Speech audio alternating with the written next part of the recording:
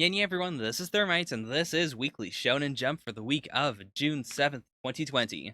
On the cover, we've got Luffy from the famous One Piece, as you all know. This is, of course, from the equally as famous Wano. It could be Wano. It's almost certainly Wano. I guess it could also just be like a Japanese festival.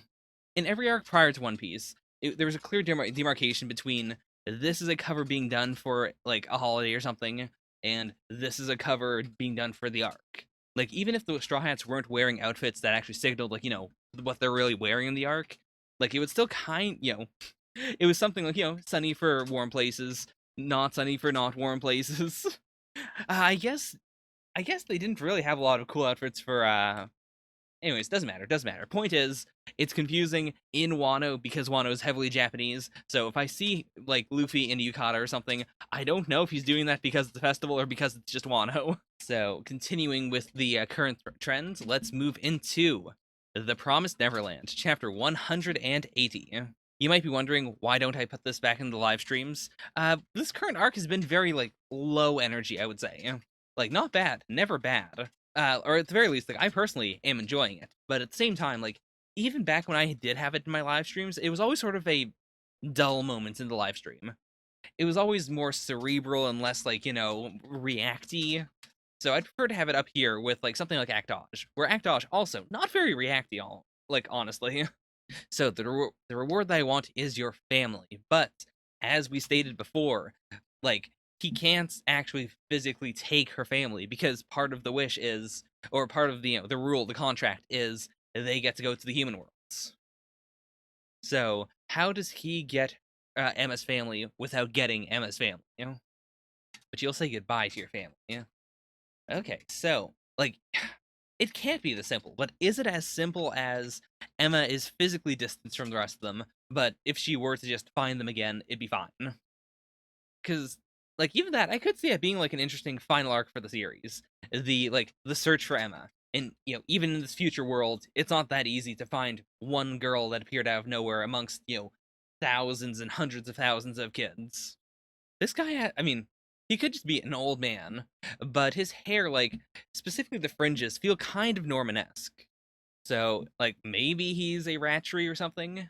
It's also interesting that this guy was wearing like a gas mask out here. Ah, she has amnesia.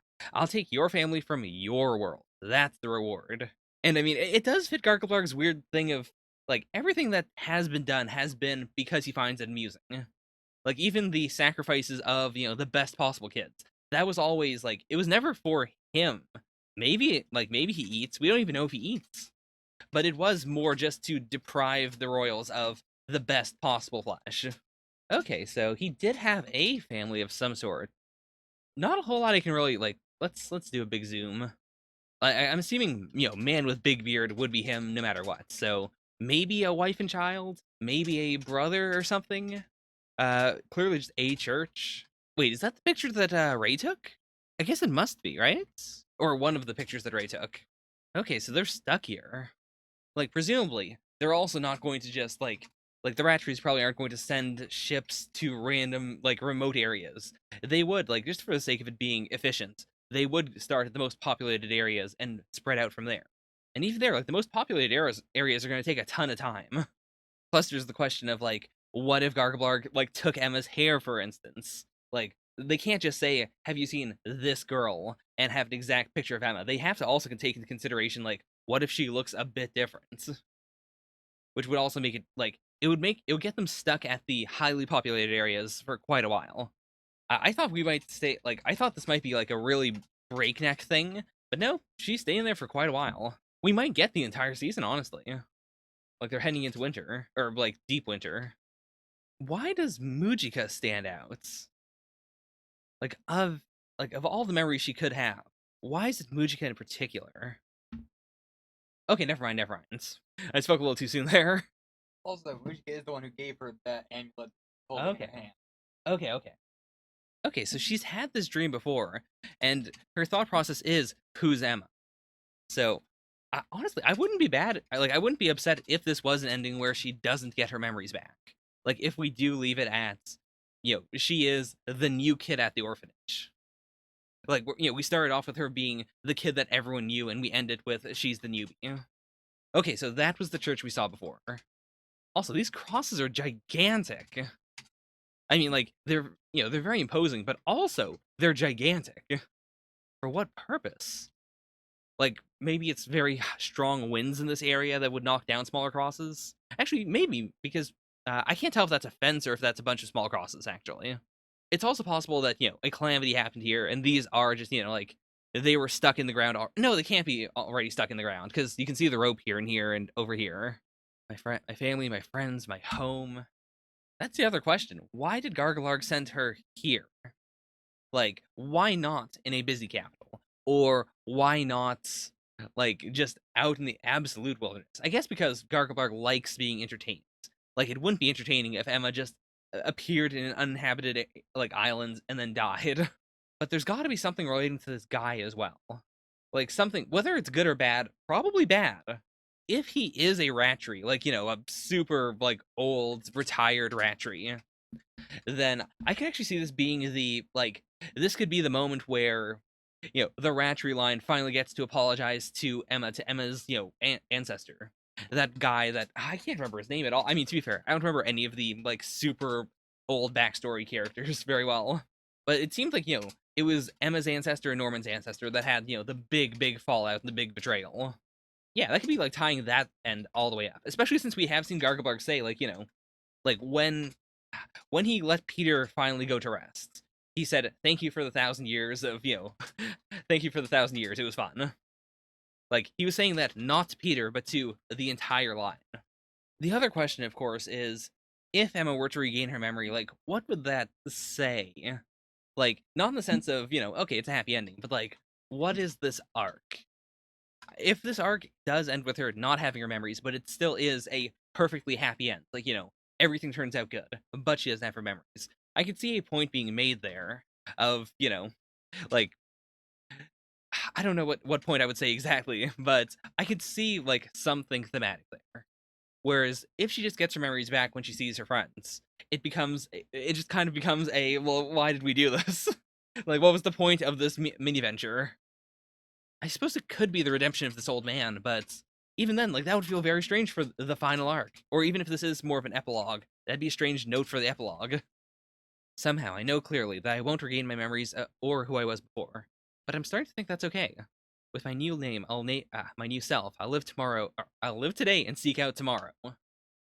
Okay, so she finally makes the big split. She's finally, like, back to normal, essentially. Like, this is an Emma face again. This is a classic happy Emma. Ah, that's I love that split. Like, the fact that it is an in-universe railing, but also it does split the panel. And yeah, they should be able to recognize her, but if they say, "Hey, come with us," will she? It's interesting that it's also like this specific group. Is that supposed to be like older? Yeah, that's old Phil, right? Yeah, that's older Phil. He's got like sort of a almost Astro Boy-esque look now. But why would they be? Like, if they're here, that means there is a logical reason why Emma would be here. But what could it possibly be? Like, I can't remember anything regarding, like, Emma's past or any, like, books she liked where she would have been like, "Oh, I sure want to live in, Sweden." Yeah, I have no idea. This chapter definitely, like, I enjoyed it way more than last chapter, so I have high hopes for it. But I imagine it's probably going to end up right in the middle again, like last week. It's an okay arc, but it's nothing mind-blowing. Alright, let's move on to Act Dodge, chapter 115. I mean, yeah. I mean, the guaranteed way to pass an audition is, of course, to bribe the people who are, in charge of the audition, which Arisa obviously would not tell her to do. Oh, yeah. I didn't really consider that, like, Arisa is the person who rejected her the first time around. Personal preference, right? Right? Yep. I mean, it was specifically, the fact that she saw unhealthy acting coming from Kay. But I guess that is, like, there's no better way to sum that up in this context than personal preference. Like, no matter what you do, like, if you don't know who the judge is, they could, they might just say, I don't like people with long hair. I would never choose someone with long hair. You got long hair, you're out. Whether the actor matches their sense of the role, how they balance with the rest of the cast, as well as corporate politics. Yeah. Like, also, Act Dodge is not a series where Kay, like, games the system. A lot of, like, how she progresses is through honesty. So, I imagine she just has to be herself, and that will be enough, right? And it's other TV actors, which immediately, like, gives her a big downgrade. Scene 115, guaranteed pass. I guess this has to be her finding a way to come up with a guaranteed pass. But how? Okay, so this grouping of 4 people does not have K in it. Okay, yeah. So what she's saying is, like, not in this group of 4 people, but in, like, all the auditions. The only person here with less experience than her is K. Therefore, like, even, the girl she doesn't recognize has to be, like, more experienced than K. The Song of Cinema is a taiga drama set in World War II Japan. Trained life of an actor called Manami Yakushiji. Oh boy. I mean, the stage adaptation of Night of the Galactic Railroad already felt really weird. But boy, oh boy, this is going to be a manga about an actress who is now performing in a TV show about an actress. Like, boy, if this arc ever gets adapted, it's gonna be like, it's not gonna be a super wild one. Like, I've seen meta, acting shows before, but just the concept of it every time I'm presented with it blows my mind. This audition's cast the role of the lead character as a young actor, as well as 3 for co-stars, and the parts are similar to your actual roles in life, so fair. Like, it is actor co-stars, actor co-stars. Oh, this is a real toughie. Like, I only ever did one group interview when I was, like, interviewing for various jobs, and the group one was real wild to go through. Because in most interviews, like, all you have to do is make yourself excel and sell yourself. But in a group interview, like, especially one where the thing you're applying for is a team role, you have to show that you can work as part of a team, like, super well. And that feels so, like, even though you're doing that, you also have to sell yourself. But you can't upstage everyone, or you can't, like, take all the spotlights. So if you end up in a group where one person isn't doing very much, it's like, well, do you pull their weight? And, like, if there is something where you genuinely don't know what to do you allow your weight to be pulled, or do you just, like, throw in something even if you don't know, even if it doesn't make any sense, just to show that you would say something in this situation? This is the lead actress, who last chapter we implied this was, yeah, like, the lead actress of this is the same person who was in Kuriyama's first movie. So this has to be the girl in Kuriyama's first movie. And she has a very Unagi-like look to her. Like, specifically to the face. When she smiles, like, in this shot, she looks like it's just Yonagi but older. Like, I thought this was going to be a really insane, like, intro by saying, I don't like TV work for a TV drama. But I can understand that. Like, especially since from what I understand about the Taiga dramas, they are essentially, like, you get one a year, it runs the whole year. It does have a stark contrast to a drama for a commercial network, where you are doing, like, half a season, and, you don't do a whole lot for each shoot. Like, you do multiple takes, but it's not like you do as many takes as you would for a movie. Most of all, this show will star Ren Tamaki. I would love to work on this project. Yeah, very honest, very blunt. Not super interesting, but fine. Exact opposite move. Just, I'm annoyed at the question. You're the ones who sent the audition announcement to our agency. Obviously, we're here because our agencies told us to audition. It's the classic, why do I need this job? Because I need a job. And that's interesting. A Tiger drama pays less than half of what a commercial network show pays. Honestly, if you don't take me, you're doing me a favor. So she wants to bomb this one. Like, this is not going to make her money. Her agency just told her, you gotta audition for it. Also, that's such an interesting contrast between these two. Of the person who clearly, like, she didn't say anything about money, but I guess she is doing it, A, because she wants to work with Ren Tamaki. Like, she wants the work. She wants to be part of something that has, really good acting potential. She wants to get her name out there. The money is just, it's okay, but it doesn't need to be great. I imagine because we're getting so much on all 4 of these people, like some of them have to move on, right? Yeah, third person, very bland. And then her, like, uh, yeah, like, Nina herself doesn't really get to do one. Like, she's immediately being given her intro. Ooh, there's no improv for this audition. That would once we eventually see Yonagi, it's gonna be a real rough one for her. Like every role she's ever gotten seems to be one where she's gotten it through improv or through just not doing what they tell her to do, or outright saying no, I refuse. I want to talk to the person who made this energy drink. Like okay, so Nina is legitimately like not an incredible actor, but yeah, like she's good. She feels like a different person there. And then she's like, she's doing the straight Yonagi, feeling the emotions. I didn't think we were going anywhere with her. I thought she was just going to continue to do nothing and then drop out. But okay, so she is an Ogami type. Like it is, she just has the aura. That's why she doesn't care. Ah, it's the Yonagi special, acting in the opposite direction from the person who's supposed to be evaluating you. Oh, okay. I think I know what's going on here. But if I'm extremely wrong, then it's gonna be a stupid tangent. So I'm just gonna flip the page and we'll see. But I guess this isn't a chapter without Yanagi in it, right? Right? Yeah. Like it was specifically the fact that they kept on hyping up this no-name girl. And and also like the only shot we had of Yonagi was at the very start. So the way her hair looks there is super cool too. Like she's got this almost like a cosmic starry look to her hair. That said, this is not how I would go to an arranged marriage. I definitely would not be playing a different character.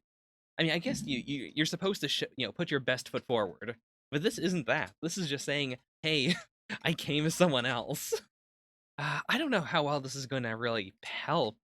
I mean, I could see it being good as just like showing that she's a go-getter and showing that she can think outside the box. But it's not really a great this is a cool thing to do for the audition. This shows off my acting skills. Overall, yeah, gotta say, quite honestly, not as good as Promised Neverland. It was all right, but like the twist wasn't that incredible to me. If I were a younger manga reader, I think I would have liked this a lot more. Like in general, chapters of manga that have the big like, "Oh, I'm not who you thought I was" twist, like they don't hit me that hard anymore. Maybe I'm just jaded. Maybe I need to get over the hump of it. But not my favorites. Let us move on to Black Clover, chapter 253, Bloodshed. Which, see, in most series, I would think of bloodshed as being a very scary, very negative sort of thing. But in this chapter, of course, we're seeing Vanika's blood magic. So bloodshed would most likely refer to her blood or her, blood magic coming out and, like her bleeding or her losing her blood magic. Like something like that. Okay, so I mean, presumably, like she has been using devil power, but she hasn't really like stated how much she's been using up to now. But now she's at half. A lot of the interactions in Black Clover don't make a lot of sense to me, like in terms of like magic, like the types of magic, the elements. None of those really make a lot of sense to me, to be perfectly honest. So I kind of just go with the flow with a lot of them. I was like, okay, sure, the ocean makes the blood weaker, but it is literally my spell makes it hard for blood to congeal. Like it is the salt, the salt water is diluting the blood. And then naturally it makes Noelle's water magic way more strong or way more powerful. Are we going to get this backstory now? Like I can't imagine so. There's no way. Increasing her power by 1% each panel doesn't it's not very exciting. I imagine this might be more interesting in the anime. But even then probably not. Like it does seem like big jumps are what actually physically make them look different. You know, as repulsive as Vanika is, I can kind of get into her perspective of, if it's over, I don't care about it. Let's enjoy now. Let's live in the moment.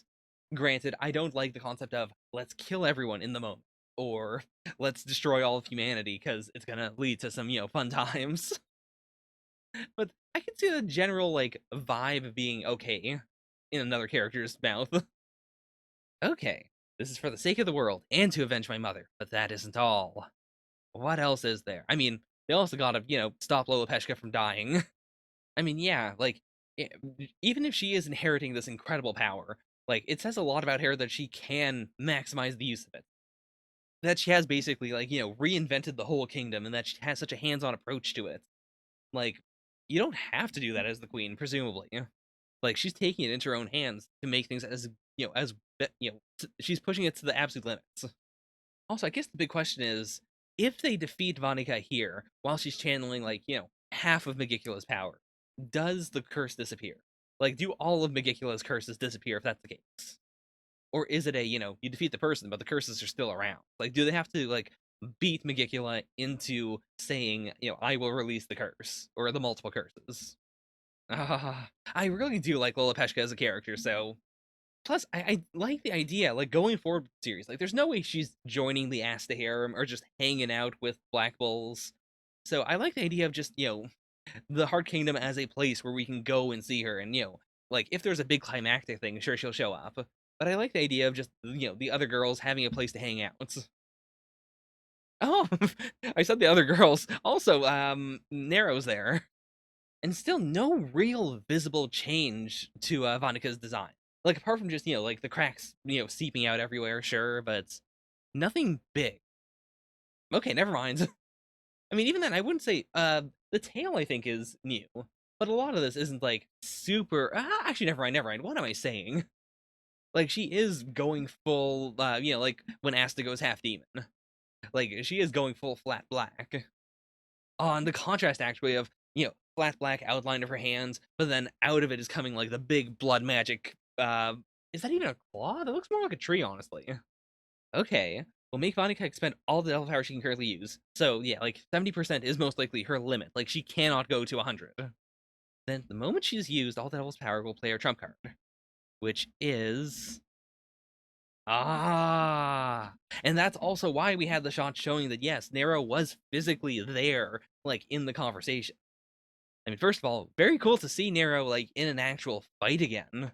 Like, actually on the battlefield. But also, I hadn't considered this as a potential way to fight the devils. Like, I hadn't considered the idea of just, what if we just lock them up? This does beg the question, what is the ceiling? Like, if we say this is ceiling 70% of, like, is that 70% of Megicula's magic? I guess it has to be, right? Because, like, the limit isn't, like, it's not, this is 70% of what Vonica can control. This is all the magic that Vonica can control. So that 70% has to be referring to Megicula, right? Which means, like, there is at most now one other devil in the Diamond Kingdom and 30% of Megicula. Yeah, this is a very smart move. Like, also, does this then shut down the amount of magic that everyone else is using? Like, all of Vonica's lackeys. Like, how much are they using? Like, is there a maximum of 100% that can be taken from one devil across, like, everyone using that power? Or do they not add up to 100? I haven't been tracking it over the last couple of arcs, because also, they haven't all been taking place at the same time. Like, all of the, all of her lackeys being revived all at once, that's all happening right now. But all the individual fights before could have been happening, like, one after another. So I guess there wouldn't be anything to get, to get out of going back and seeing the percentages there.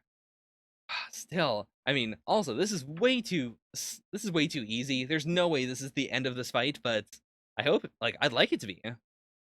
Anyways, that is Black Clover. Fantastic chapter. That's gotta go. Like, yeah, that's at the top right now. Definitely at the top. Oh no, I just replaced Black Clover with Actage. Next we have Bone Collection, Chapter 6. Vomit all over, vomit all over, vomit, vomit, and ends to vomit. Okay. So, not even just, yeah, I mean, she did say BFF last chapter. Ah. So that's the reason for the vomit song. It is literally, they drink until they vomit, and then once they vomit, they're happy. Oh, she is. I thought this moment was a little out of character, but okay, yeah, she is, like, actually shaking. Chapter 6, I don't want to hurt you. I guess this is the other, like, last chapter, I did think this was going to be a, like, she knows, this yokai's weakness because she's her friend, and then they beat the crap out of her. I also assumed it was going to be a female yokai. But if the resolution to this is, go back, get out of the human worlds, or if there is a conflict between, the exorcists who want to kill this yokai And, also, definitely not a hole in the wall. What is going on here? Okay, also interesting, like, that's a binding spell. So she bound the kid. I mean, I guess it's supposed to be she's creating a barrier around the kids, but it is specifically a bind. Like, I'm probably overthinking it, but just the implication of that in a like fighting sense. If assuming this is her only binding spell, or like binding in general works like this, that would mean you can't do the classic bind someone and then attack them while they're distracted or while they can't move, because you would be protecting them as you're binding them. If you raise your synchronicity, you'll win. So that's how the series is going to have like some level of escalation. It's not that Pyra needs to become stronger or anything. It is like Pyra has all the power she'll ever need, and the yokai spell can pull out that power.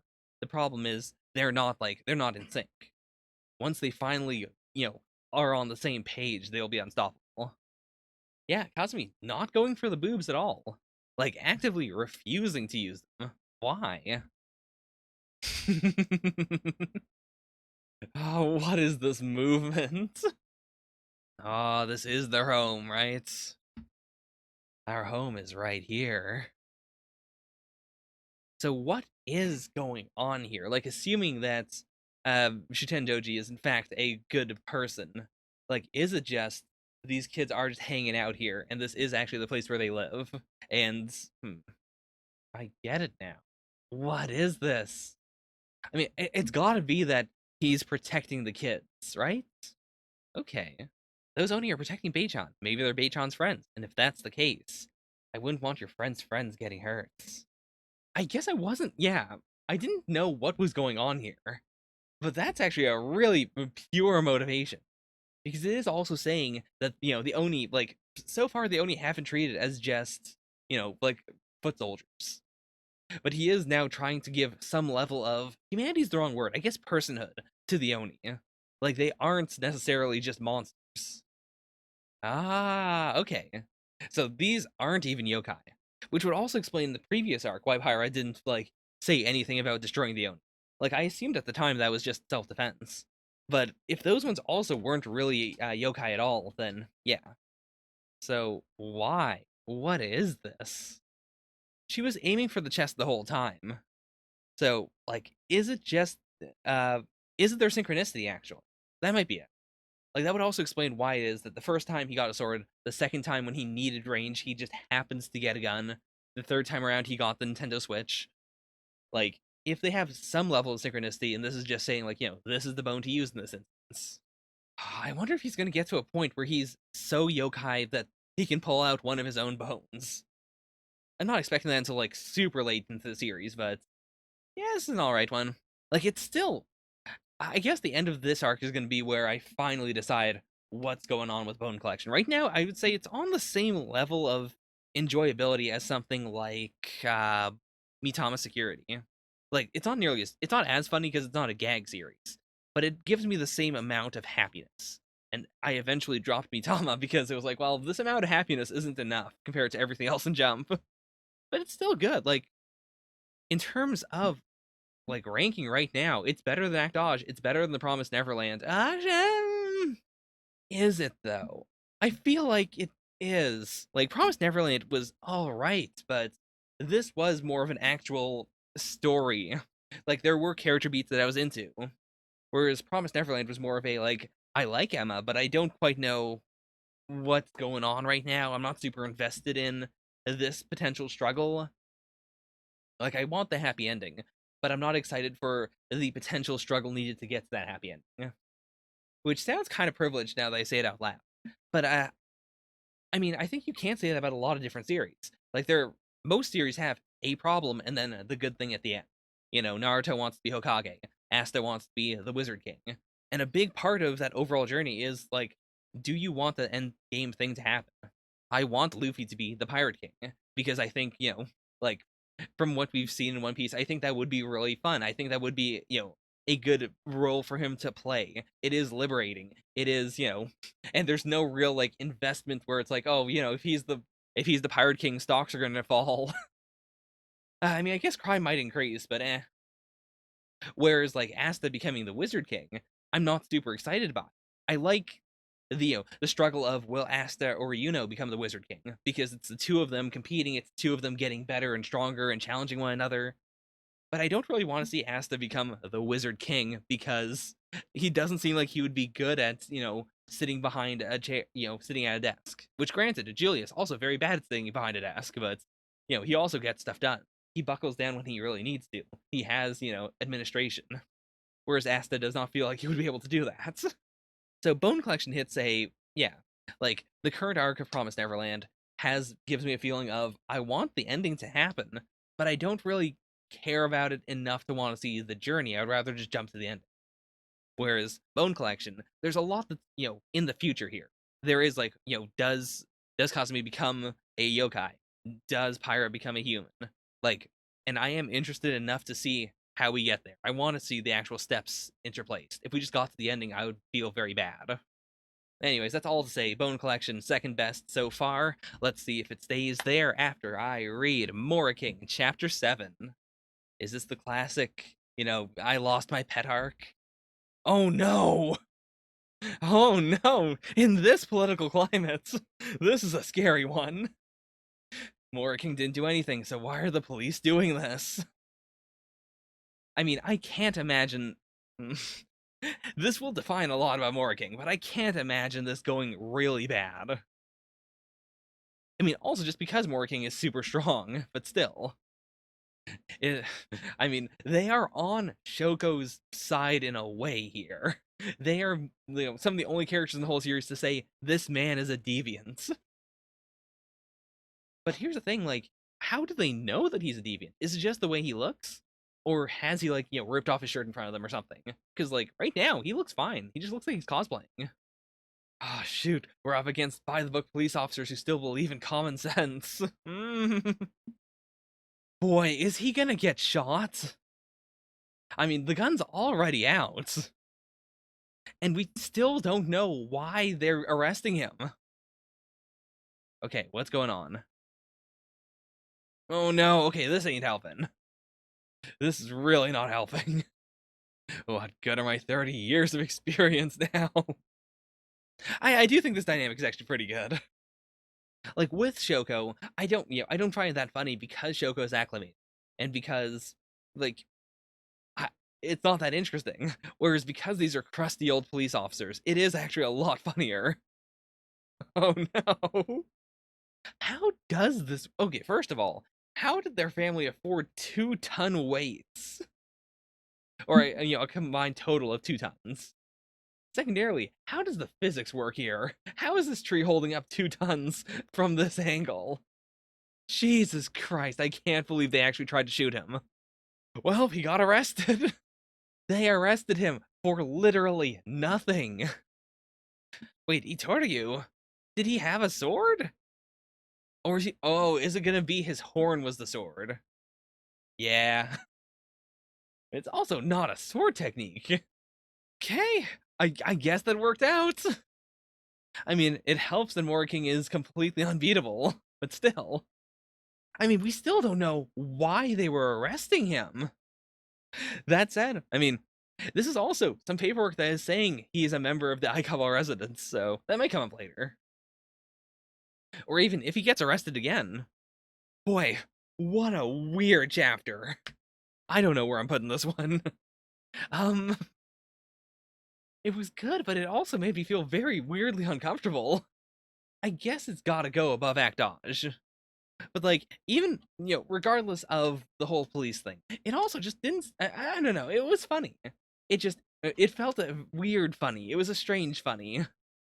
I guess that's enough for me to put it above Promised Neverlands. No Bone Collection, though. Alright, next we've got the live stream. Okay, so we're starting off with Time Paradox Ghostwriter, Chapter 4. Chapter 4, Counterfeits. So, in reference to the series, it's gotta be that, like, he finally has a complex about essentially copying each chapter. Like, this is going to be the first chapter he is actually serializing. So he's going to have to, wow. I guess, is it the first or second chapter? Either way, like, I think he's going to finally have the big freak out of, oh gosh, even if the art, even if the writing is exactly the same, even if the plot is still the same, even if the directing, is essentially the same, I am just tracing what someone else did. Like, and even, maybe we'll get the thing of his art isn't as good as the original thing. So even if he is the only person who can tell the story of White Knights, is it worth it? In a short span of just 7 days, you have to complete a chapter to show to the readers, and it's an impossible task for one person to do. That's why mangaka work with assistants to produce a chapter with a proper level of quality. I mean, depending on the writer, I mean, proper level of quality can be kind of, it can be a little fudged there. It's not always exactly correct. Tesco Award runner up, so we've got one super pumped boy. We've got just a pro. Sure. Cool, cool. Can't really get anything out of him. I guess he's just supposed to be, like, the terse one. Okay, Itsuki here. Oh, that's such a good gag too. Of, like, their achievements and stuff. Hers is just author of White Knight in 10 years. So this is not what I was expecting. I mean, when she left and said, I'm going to make a better manga, I thought it was going to be, okay, she toils in secret making a better manga, she debuts early, and then it's a fight between the two of them. But nope, I guess she's just here. And yeah, like, honestly, it doesn't feel that fantastical. The idea of it being the same title, like, that's a bit, that's a bit crazy. But just, being an assistant for a mangaka who is doing a series that you already had the idea for, like, that's pretty normal, honestly. I think basically, like, even people who aren't in the manga industry have definitely had the feeling of, oh, that movie is something I came up with. I hate that, Steven Spielberg went into my brain and took this cool idea I had for a movie. Ah, she's so confident. She's so cocky for some reason. I mean, I think it's gotta be because she had, like, the big shonen talk.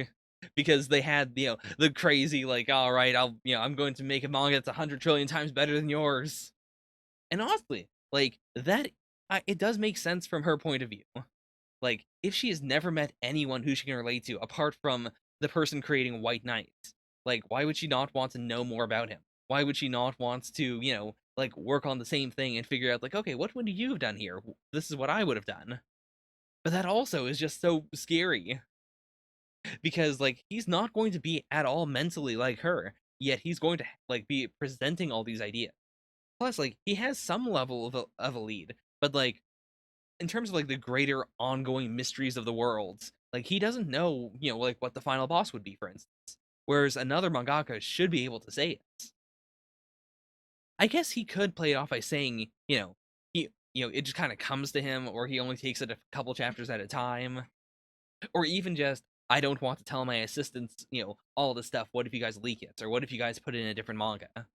I guess that'd be okay then. Subdued Man just does not appear in this at all. Like, Fired Up Man is fired up. A guy who used to, be lead assistant is being the lead assistant. Plus, to be fair, she has told her the truth. Like, he has said the words of what actually happens.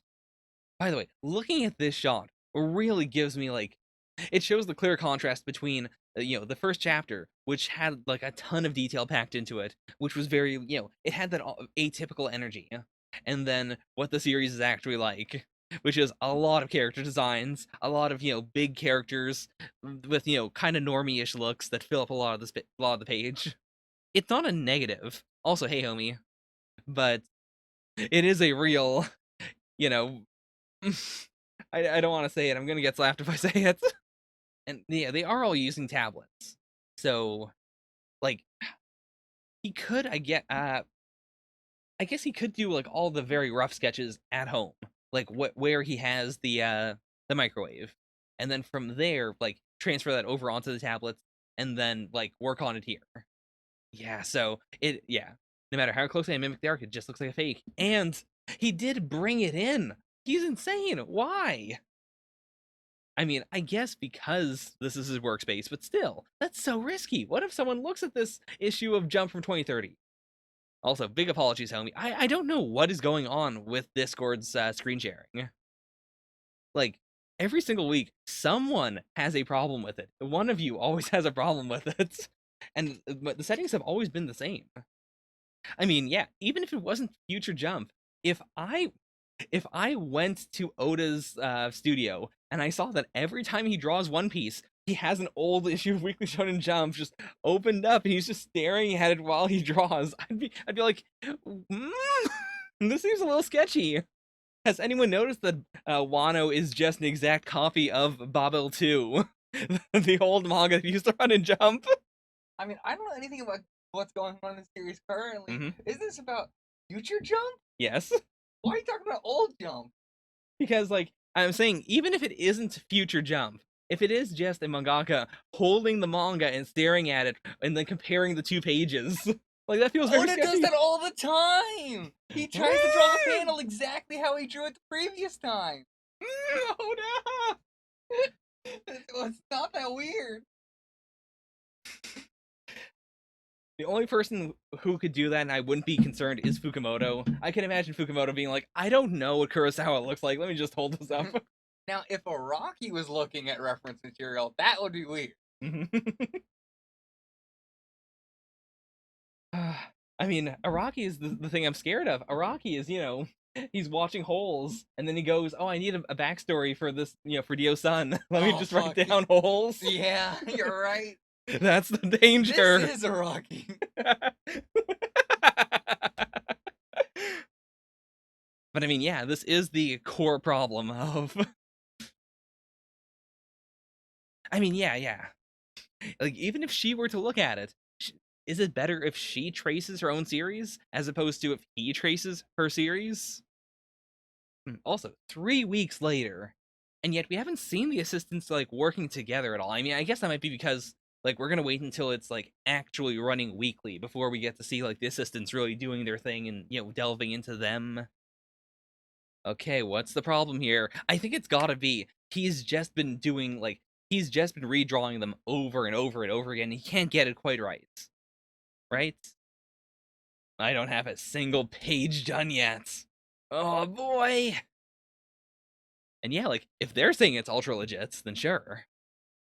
Oh no! He is Murata! You're not wrong!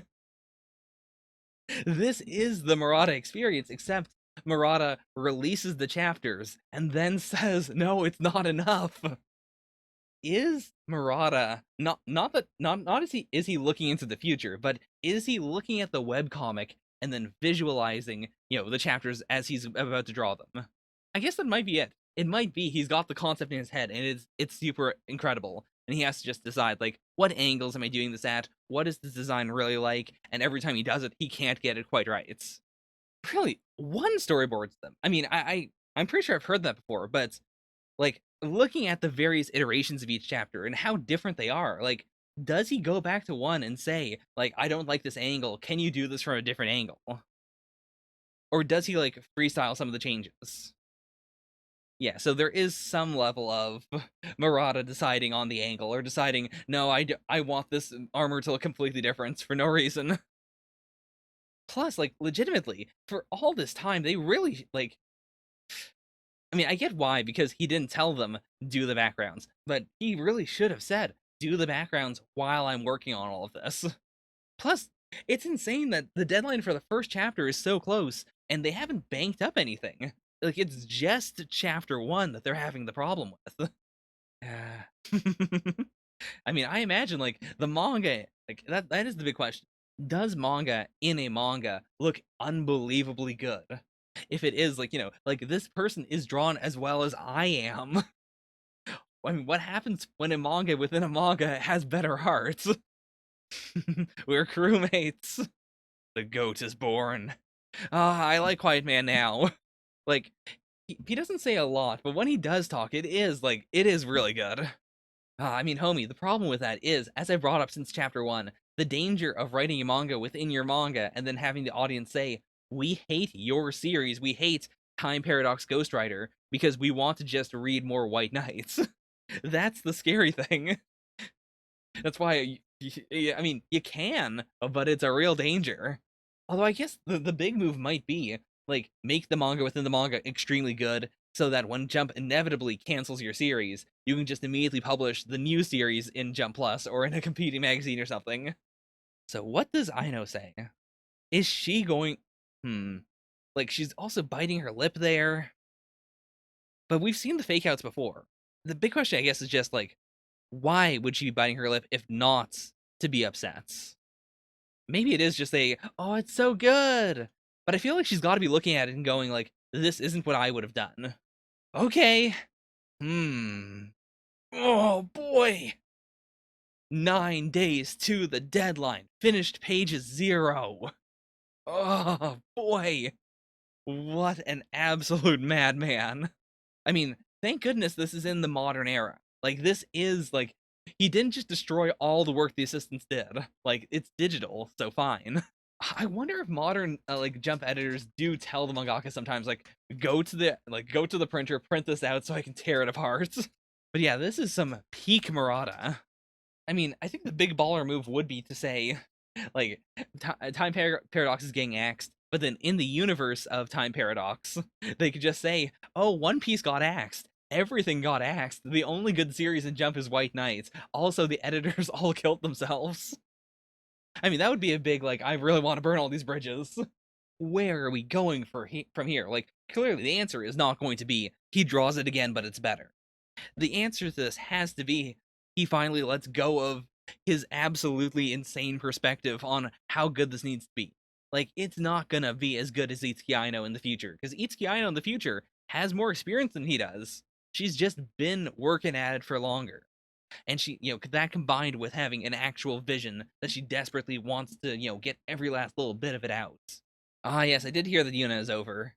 Hopefully, Seven Seas speeds up the release schedule a bit more, so I could read more Yuna. I mean, there's still quite a bit I haven't read, but still, I'd like I'd like the official release to get ahead a bit more. I'm conflicted about him. Like, I don't dislike him, honestly. He's he's got some problems, but every character in the series has been very multidimensional.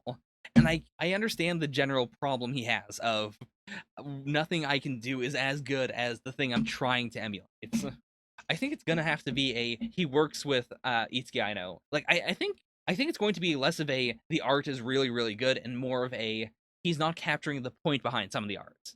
Like, the reason why she drew this character at this angle, or the reason why this character shows off the sword at this point isn't just because it looks cool, but because it's important later on.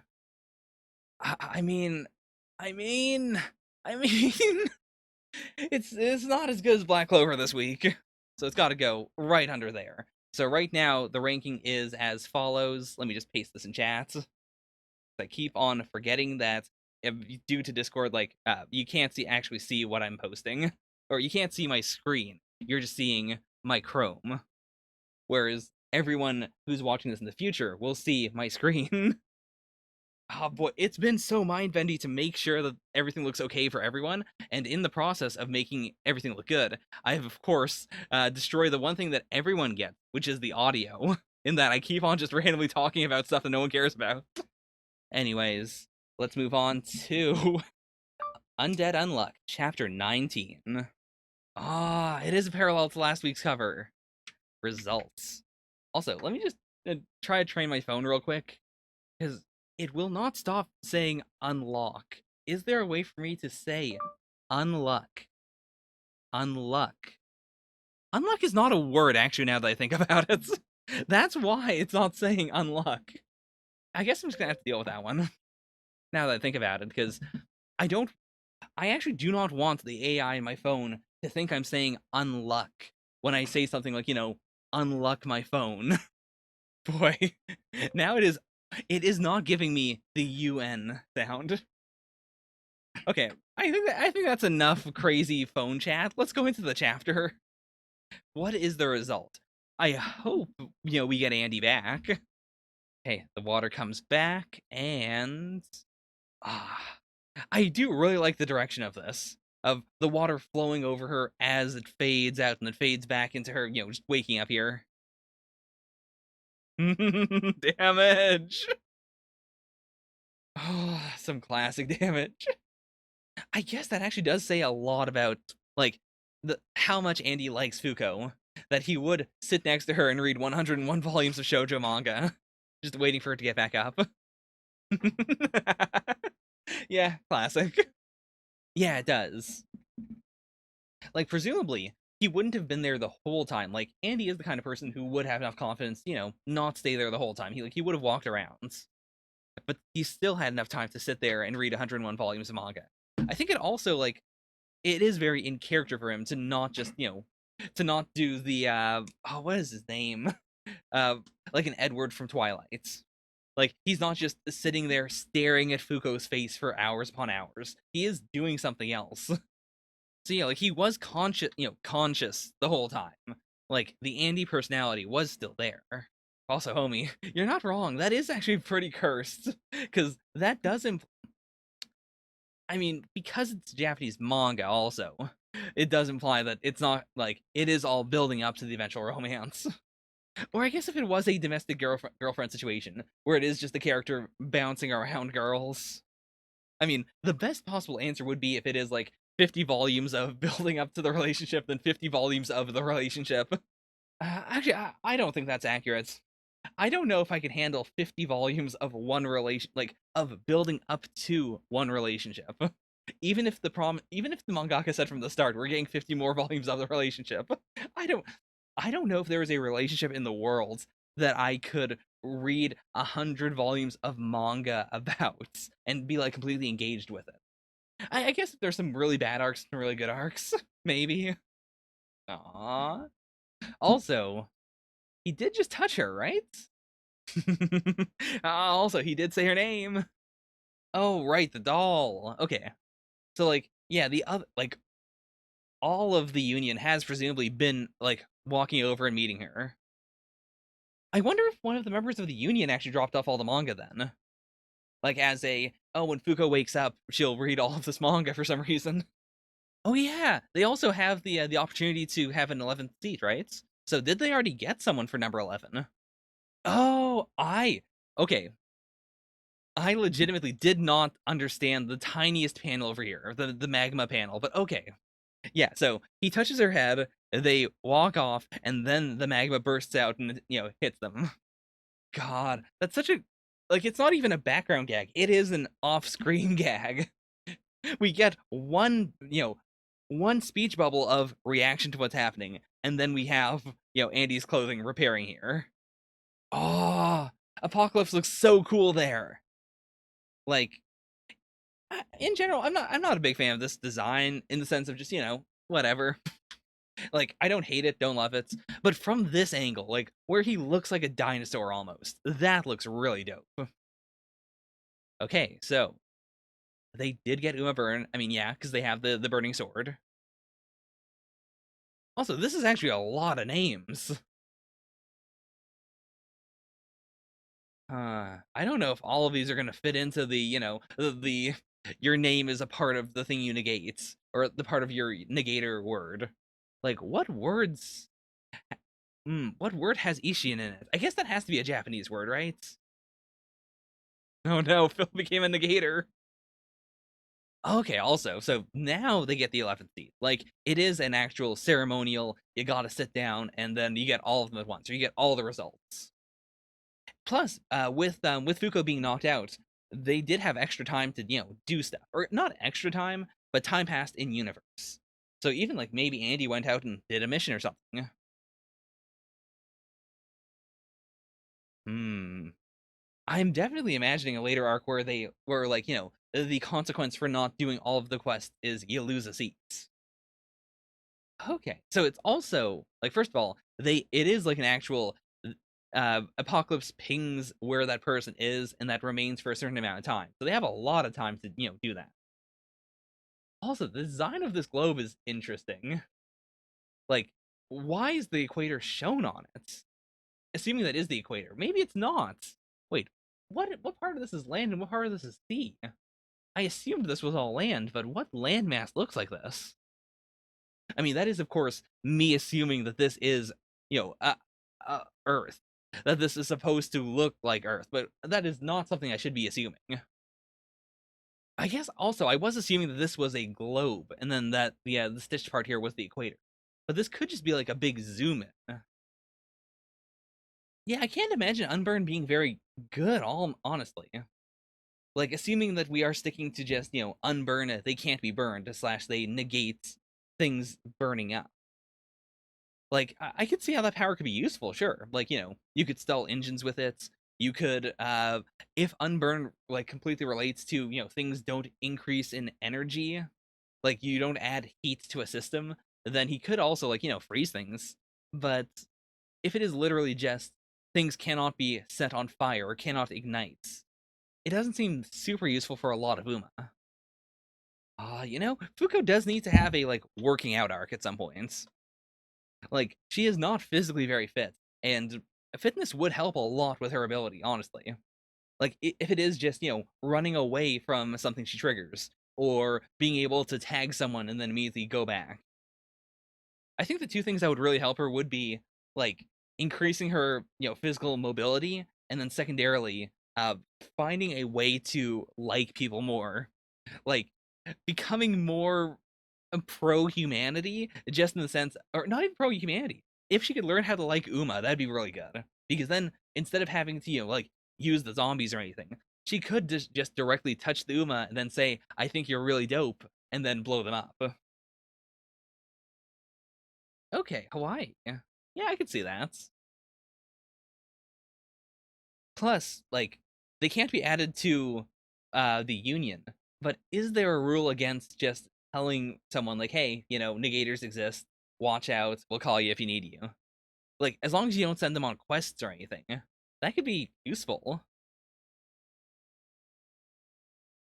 Okay, they did neutralize Uma language. It is different from capture. Like, he is dead. Okay, so just Ballman. Or, not Ballman. I assume, Ball, like, the ball person who gave Fuko the toy was, what was her name again? Tatiana. Whereas he's the guy with the floating balls.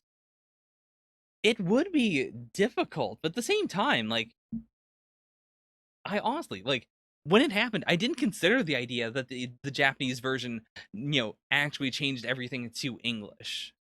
But I imagine that would need to be necessary because, like, as we've seen in universe, the words, the negators are based on, like, unburn, unluck. Like, it is like forms of English words.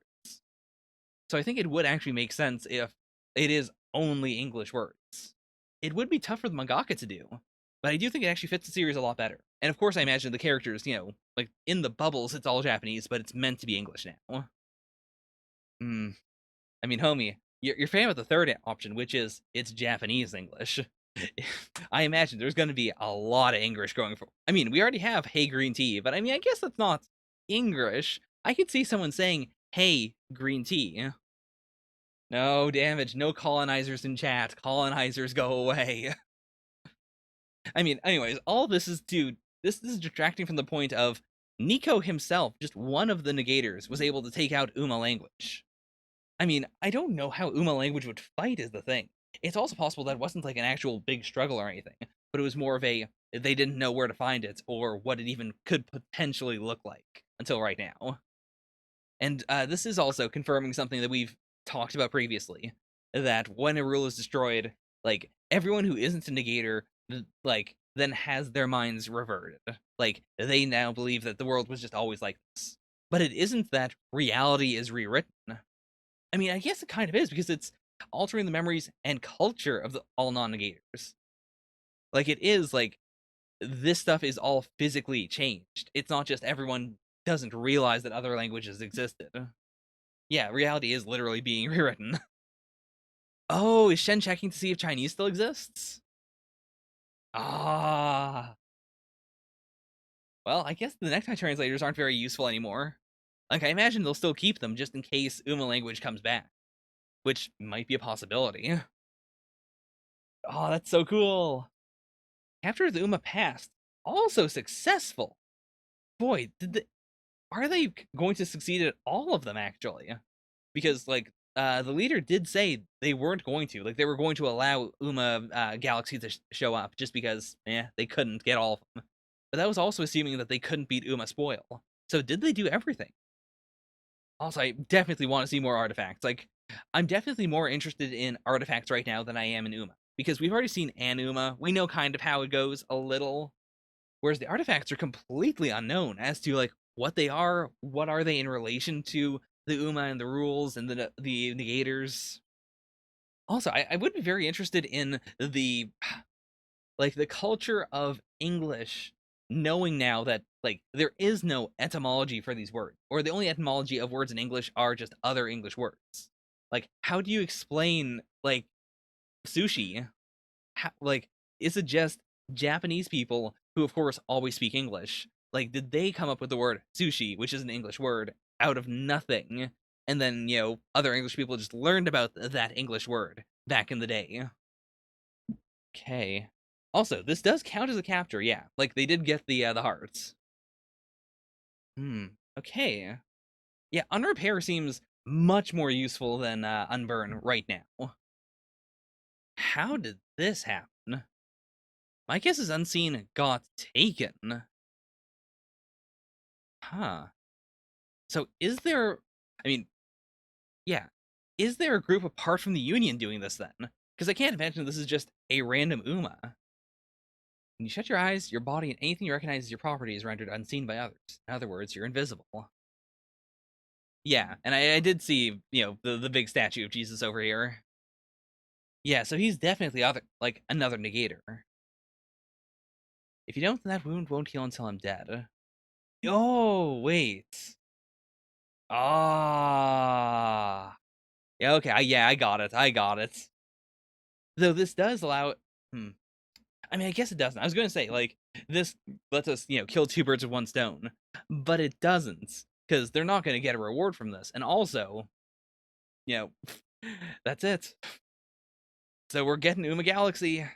Oh, it's so close, too. Like, it was fine when they weren't planning on getting all of them. When it was just well, it's not possible, so we'll just do what we can.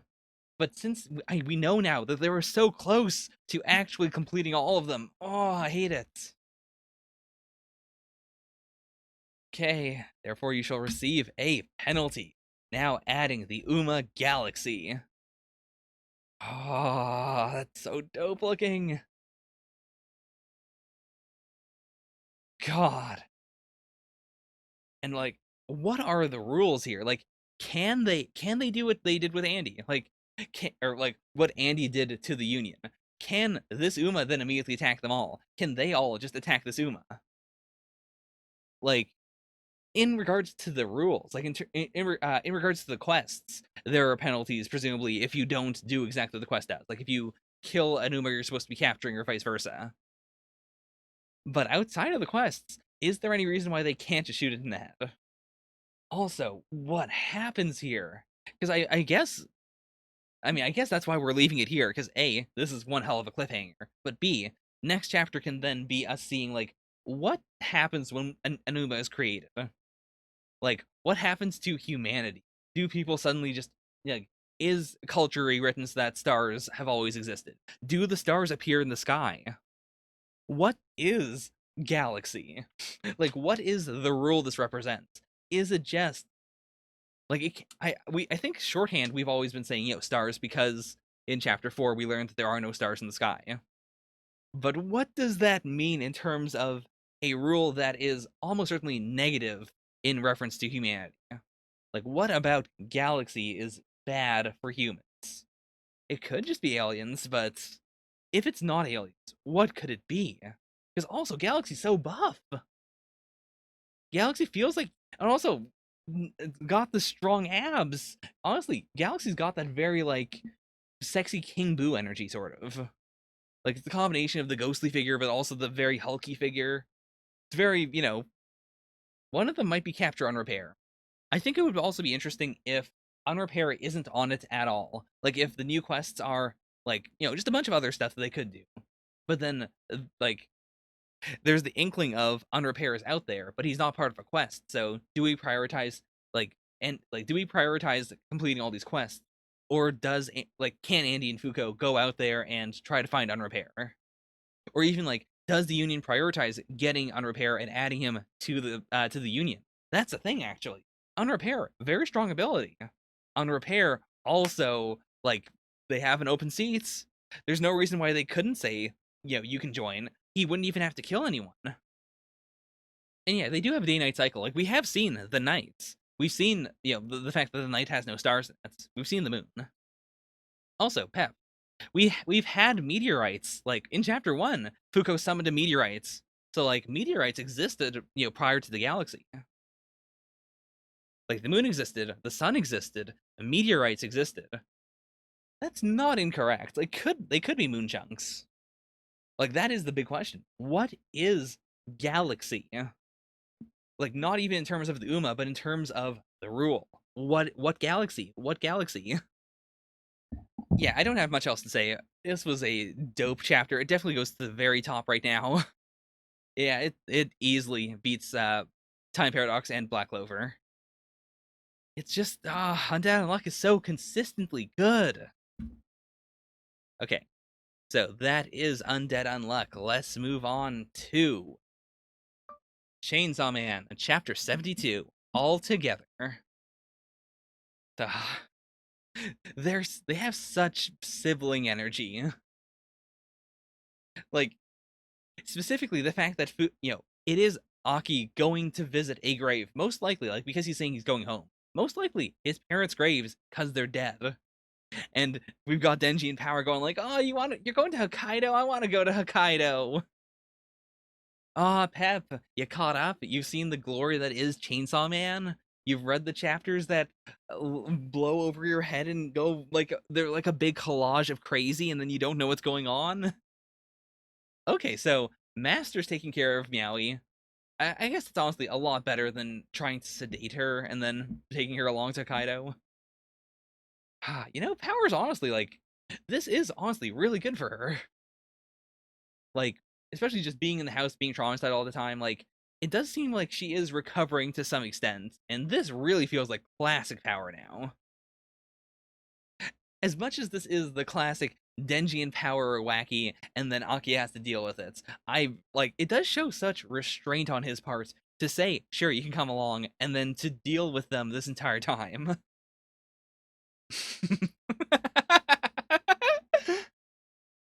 I mean, I was just about to say, I hope they don't do anything awful. They are stealing grave offerings. Power, this is on you.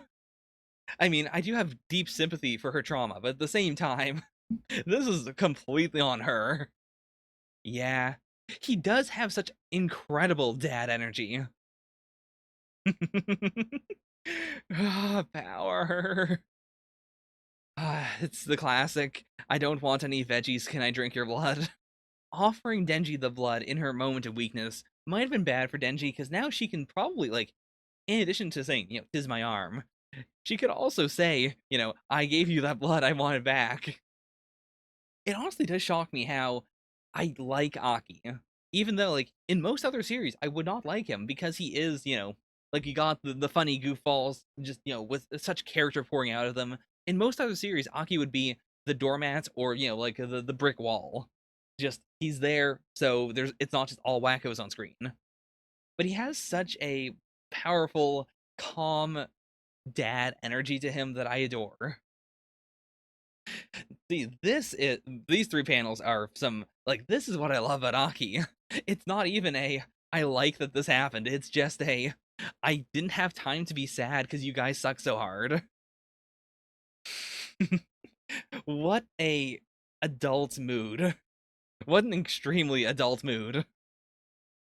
I mean, honestly, yeah. Like before, when they started off, Denji was the guy who just puts everything on the sandwich and then chews all over it and then, just doesn't clean anything. Whereas now, like, he's clearly doing his share of the chores. He's looking after Power.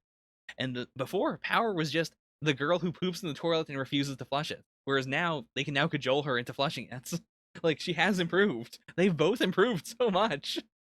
I mean, granted, by improved, I mean they're getting closer to what I would expect a normal human being to act like. But, I mean, for them, that's a lot. The upcoming expedition to eliminate the Gun Devil. Can Division 4 withdraw from it? Now, that is some big character. Like, Mr. All I want to do with my life is kill the Gun Devil is now saying, can we not attack the Gun Devil? I mean, also, I just don't believe this. Like, from what we saw, all we know about the Gun Devil is, the initial attack that it had, where it just destroyed a ton of cities, massive calamities, big holes, and then secondarily that it's intelligent enough to hand out guns. Like those two things are pretty terrifying. I don't Now that we also know about the primordial devils, like that scares me so much. I don't know if the gun devil can be defeated. Okay, so they do like it is classified information. It's not even like they just gained technology that would allow them to maybe find it. They do actually know where it is. They've just been building up, their forces so that they can potentially attack it. Also, yeah, even if the gun devil gets taken out, that information will be kept under a tight lid. It'll be years before you know whether the devil that killed your family is dead. I mean, a toddler could hand out guns in America, but this is Japan. Like, the problem with the gun devil is that I assume it can just generate guns. Like, that's the scary part. I mean, this is a real, like, are you prioritizing revenge or are you prioritizing, what you have right now? And Aki is, I mean, he is still fairly reasonable. Like, I don't know, he doesn't have the full psychosis to say, well, let's go all in. Whereas before, like, he still felt normal, but he had that deep hurt, that, extreme desire to kill the gun devil no matter what. Like, he has mellowed out to, for lack of a better term. I guess everyone, like, all of the main characters have mellowed out to some degree. Ah, that's a strong page. Even if we had just gotten this panel, like I'd still have gotten it, but seeing this and knowing that it's from his perspective, like that also it doesn't completely change it. I mean, I knew he had seen them dead, he was involved in the fights against against Dawn Darkness, but still, like to know that he was there during like at the funeral and he was still watching out for them and he was thinking, potentially the whole time about how, yeah, he might be mad at them for this or that, but he also knows what it looks like. He knows what their corpses look like. Ah, Zaku, no more I love play ball. Yeah, I adore Aki. Aww. Their apartment is so actually normal in a weird way. I mean, sure, they're like Denji and Power still always gonna be wacky, but this is like actual having a normal roommate levels of wacky. I'm so scared. It feels like this chapter is going to end with the apartment exploding or something. Like, there's no way this can be so wholesome. Oh yeah, I mean, to be fair, I can't believe that whoever it was Denji? Was it Power? I assume Power, actually. I assume Denji did the cooking and Power poured the drink. And they couldn't even pull this off correctly. What's this purple looking thing? No clue. Oh no. They could be arteries. This could also just be like, weeds and stuff they found on the ground. I don't know. Oh no. Oh no. I can't believe and I mean, to be fair, this is a not happy end, quote unquote. But I mean, for Chainsaw Man, this is a pretty good ending. This is a comedic ending. And yeah, actually, Damage, you're right. Power is straight up saying, like, she is admitting this was bad. Yeah, it's not even the flavor is so perfect that your, puny human mind can't comprehend it. It is just, it's bad. It's all bad. Also, of the three of them, like, yeah, all three of them have now barfed on screen. And of the three of them, Aki's barf is honestly the best one. Like, Powers was that was kind of traumatic. Denji's extremely unbelievably traumatic. Aki's, I mean, that's just life. That's just living with Denji and Power. I mean, honestly, this is so much better than what I thought we were going to get. Like, at the end of this, like, I was assuming that we were going to get, 2 chapters ago. I assumed this was going to be the fan service arc, or, the, like, let's see Makima in a bikini arc, and then, Denji doesn't feel good, and then Makima tells him something else about relationships. I wasn't expecting, I wasn't expecting a chapter of Denji manning up and just being by Power side, and then a chapter of essentially family sitcom shenanigans. I mean, yeah, I mean, it is definitely the character development fan service. This is what the fans truly want. Readers of Weekly Shonen Jump want just one thing, and it's disgusting, and it is this. I mean, right to the top, no doubt about it. This doesn't reduce the amount of fear I have. The fact, especially because Aki is saying, we're pulling out. I imagine something awful is going to happen. Like maybe Kishibe is going to die. Like maybe they're going to go through with this, and the Gun Devil kills everyone except for the couple of people who opted out, and then they have to create a new division, like based on just everyone who didn't go fight the Gun Devil. I think that's actually like yeah, that makes the most sense to me. Especially because Makima did go to, like, she went to the other island. So she presumably, like, if they're going to do this very soon, she might not be involved. So it could be, like, most of the powerful devil hunters in the series now gone. Kishibe being gone would be the thing that really punches us in the guts. Like, even Kishibe got taken out by the Gun Devil. And then we would still have Makima. We would still have Denji in power. We'd still have, the remnants of Division 4 as a whole. He's storing up the cursed energy. I mean, also, like, the last time I felt this at peace was the Reze arc, like the first half of the Reze arc, when it felt like it was just, Chainsaw Man is now a rom-com series, or just like a slow burn romance. So I would not be surprised if we have another couple of chapters of maybe not like this. This feels like peak wholesome. We might have a couple more chapters of not that scary before we dive right back into the awful. I mean, yeah, that said, we don't know. I mean, I guess we do. We know for a fact Aki is, like, not only is he going to have the worst possible death, but it's going to happen, like, relatively soon. We don't know exactly when, but we know he's used up so much of his lifespan already. Like, even if he isn't murdered, his natural life is going to end, like, not that far away from now. And I do like the idea of the contrast of Aki has now changed. He's now the way he is because he saw Denji death. Because he saw Power death. And now, like, when Denji and Power experience Aki's death, which is going to happen, like, that is going to be the half immortal and the fully immortal having to cope with someone they care about being gone forever and they can't bring him back. The thought of Makima as a scary lady, like, I'm sure if you go back into my reactions, you can find the exact moments in the Reze arc where I then said again, Makima as a scary lady. I feel like I say that once in an arc. I mean, to be fair, we don't know he survived this. This could be the worst possible death. Anyways, that's enough spinning the wheels. Did I say that this was the best? Yes, I did. Okay, let's move on. We have 2 more series, by the way, Dr. Stone and My Hero. So let's move on to Dr. Stone, Z equals 153, War Game. Not my favorite cover, honestly. Very uninventive. I would really prefer I'm sure we'll get some more throughout this arc, but I would prefer it if we had more Dr. Taiju on the covers. I think that'd be, it would definitely lend more flavor to this arc in particular. With this, obviously there's Dr. X, but this shot of Senku could be from any arc. Oh no, what is this? What did we do to deserve Fonzie magma? What is happening? Nah, Dr. Stone is not, Dr. Stone has not had a 4-year anniversary at this point. I mean, yeah, fair. Like, if I have to choose between the magmas, this is definitely a better magma. I guess I don't know which magma I want. See, this is some classic magma.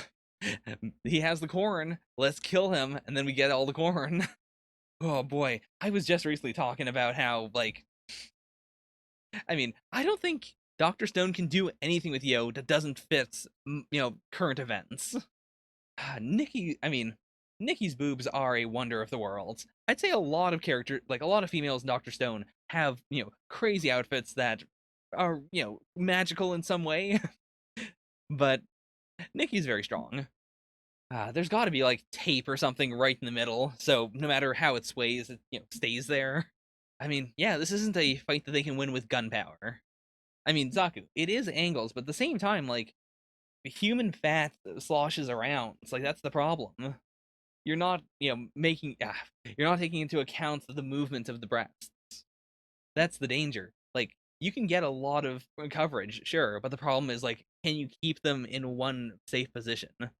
Huh, for what purpose? I guess this is why they broke out the mangaka. Also, it is a war game, to be fair, but does this help more than if they had just drawn a map?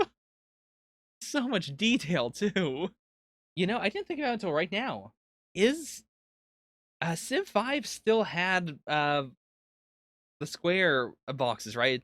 Was it only Civ 6 that switched over to the hexagons? Did they switch over to the hexagons because it was Civilization 6? Okay, never mind, never mind. Civ 5 was hexes. I've actually, I might own it, but I have not played Civ 5. I've played Civ 4. Like, Civ 4 was one of the first games I ever bought, but I have not played 5 or 6. Wait, last chapter, did we not straight up say what we were going to do next? Yeah, aircraft carrier. So it's strange that we're not immediately following up from that. Like, if they have a machine gun on a pirate vessel, that's it. Like, even if they can't kill everyone on the Perseus, like, they could blow a hole in it, and that's the problem. That's after that they're done.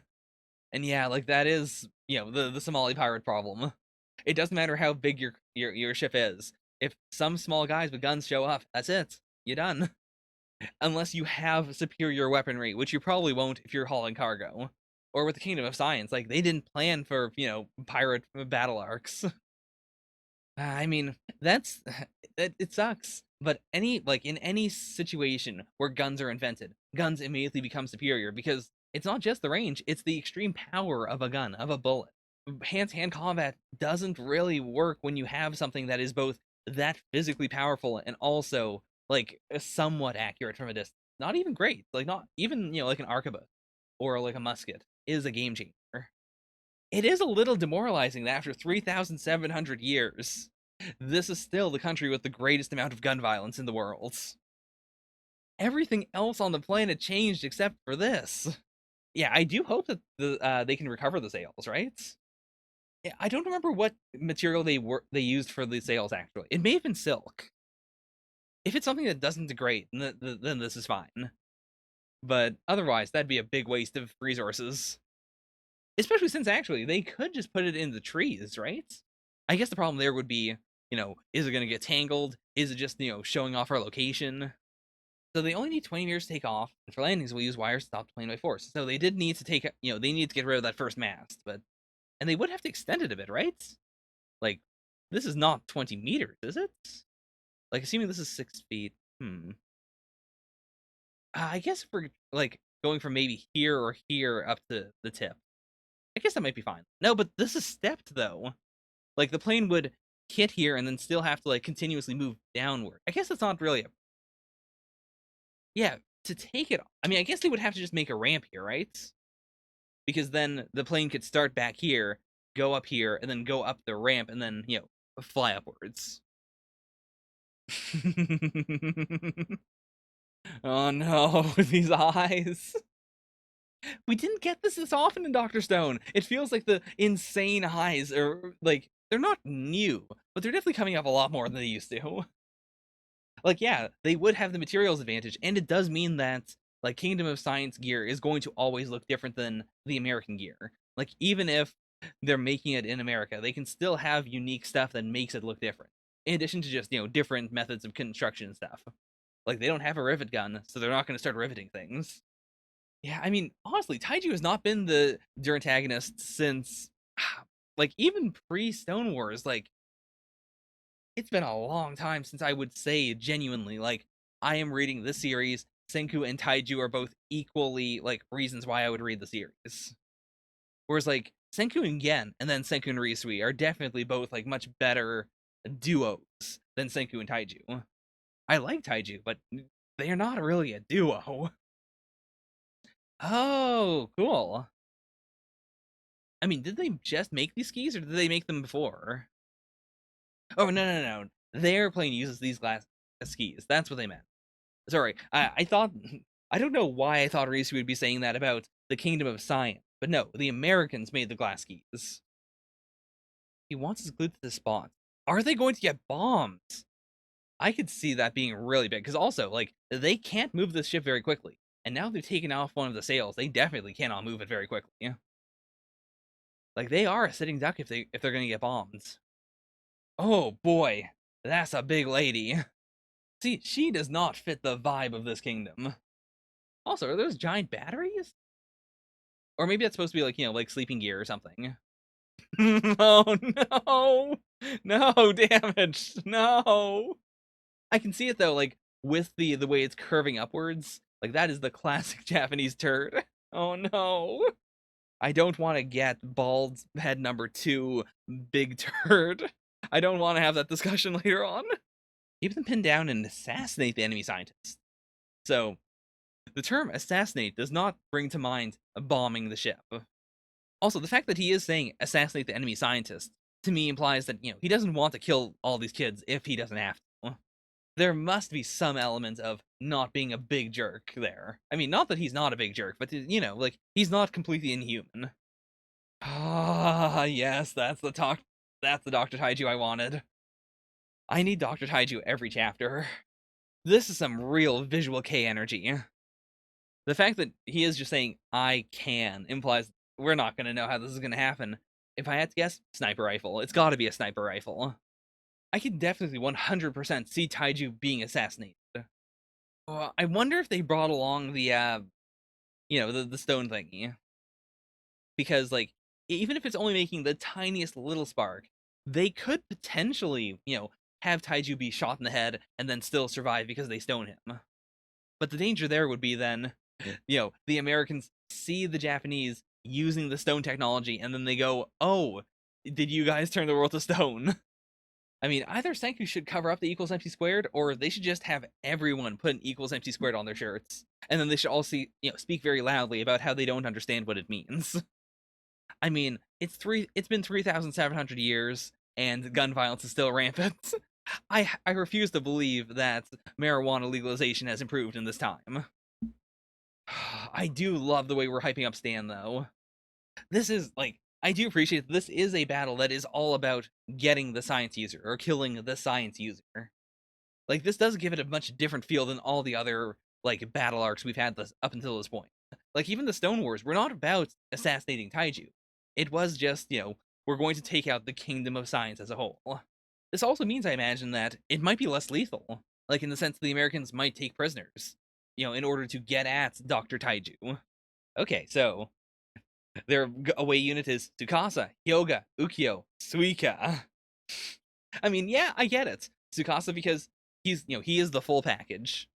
Also, because Dr. X is, or Dr. Zeno is an adult, so Tsukasa has the immediate anti-adult advantage. Hyoga because, yeah, I'd put Hyoga on that team, especially if they want to kill him. Ukyo, I guess just so he can figure out, he's got the good hearing. And then Suika, honestly, not surprised at all. Like, Suika is the ultimate in, like, getting into places and, like, slipping around. Like, Tsukasa is not stealthy.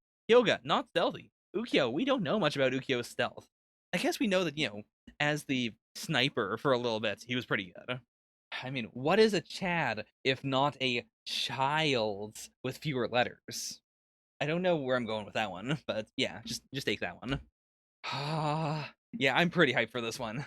It also, yeah, it feels like a war game now. There is a very clear win condition for both sides, and both sides are, sending out a small elite team. One side's team is just one person, but even then, like, it seems like he's, good enough to warrant sending him alone. Yeah, it doesn't look like a sniper rifle. What I'm thinking is, maybe he can customize it to make it more snipery. Like, I'm sure hoping it's not just, he runs up to the ship and starts shooting. Ukyo, it's not, yeah, they were both ex-military. I mean, wait, Ukyo was ex-military. Was, Stanley, right. I forgot that we got Stan's full name. I guess there could actually be something there with, like, them understanding the rules of military operation. Oh, I'm not looking forward to how this looks in the anime, because the anime, I imagine, might make the Americans look more American. Wait, what is this volume cover? Ah, right, it's the bread arc. I was very confused for a moment. Why in the world does she have a French flag handkerchief? Okay. So, that's Dr. Stone. Fantastic chapter. Like, it took a little bit to really get into the groove of this arc, but this is everything I wanted. This is so good. And this is coming from someone who didn't really care about the Stone War that much. But, like, this feels like I think because the teams are so small, and because it's not a, this whole civilization versus this whole civilization skirmish. Like, the fact that it is a skirmish is what makes it really exciting for me. Because it doesn't, like, it means this won't all be decided with one move.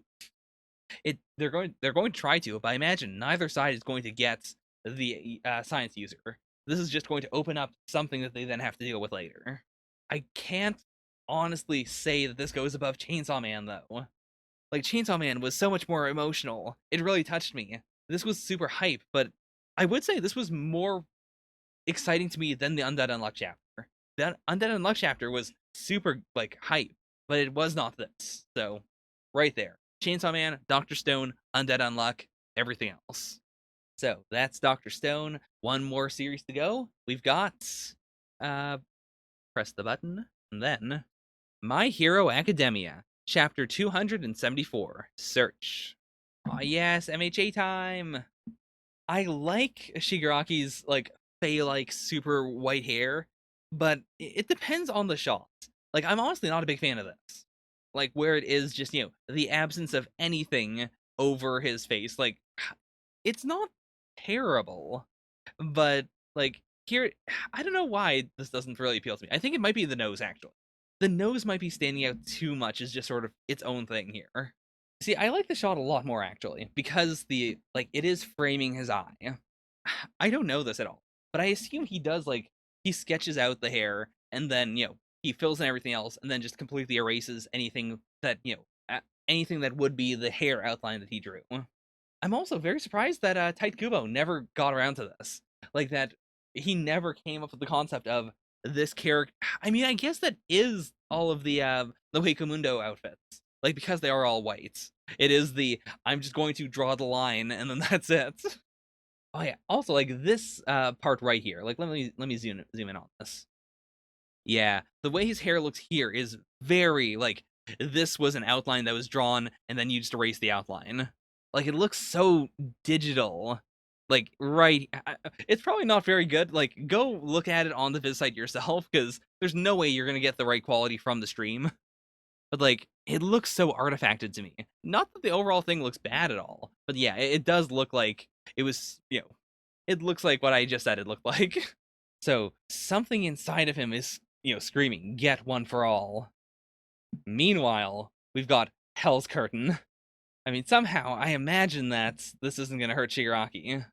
I mean, he is sizzling. I guess there is no reason why Shigaraki, by the same nature, couldn't have vestiges. It might have just been, honestly, like, it might be a situation where All for One just drowns out the voices of the vestiges, or of the people whose quirks he's stolen.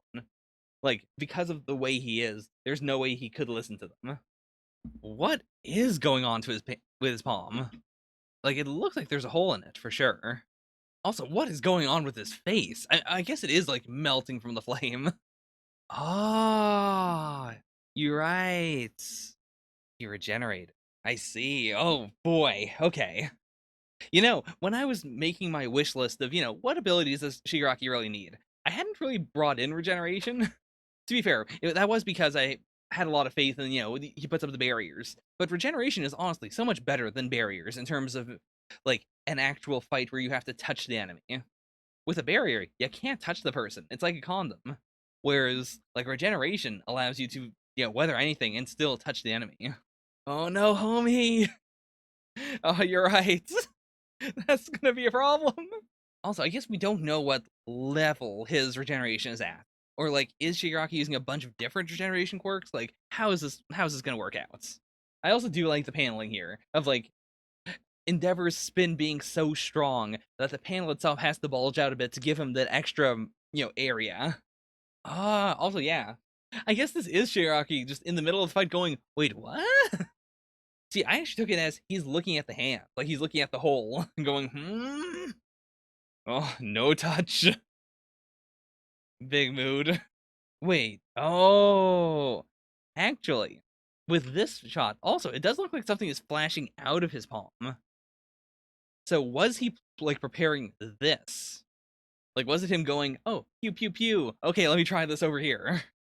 Like, of any character in the series, it does feel like we've had like, the most looks and the most intimate looks at Shigaraki's mind, at his internal mechanisms.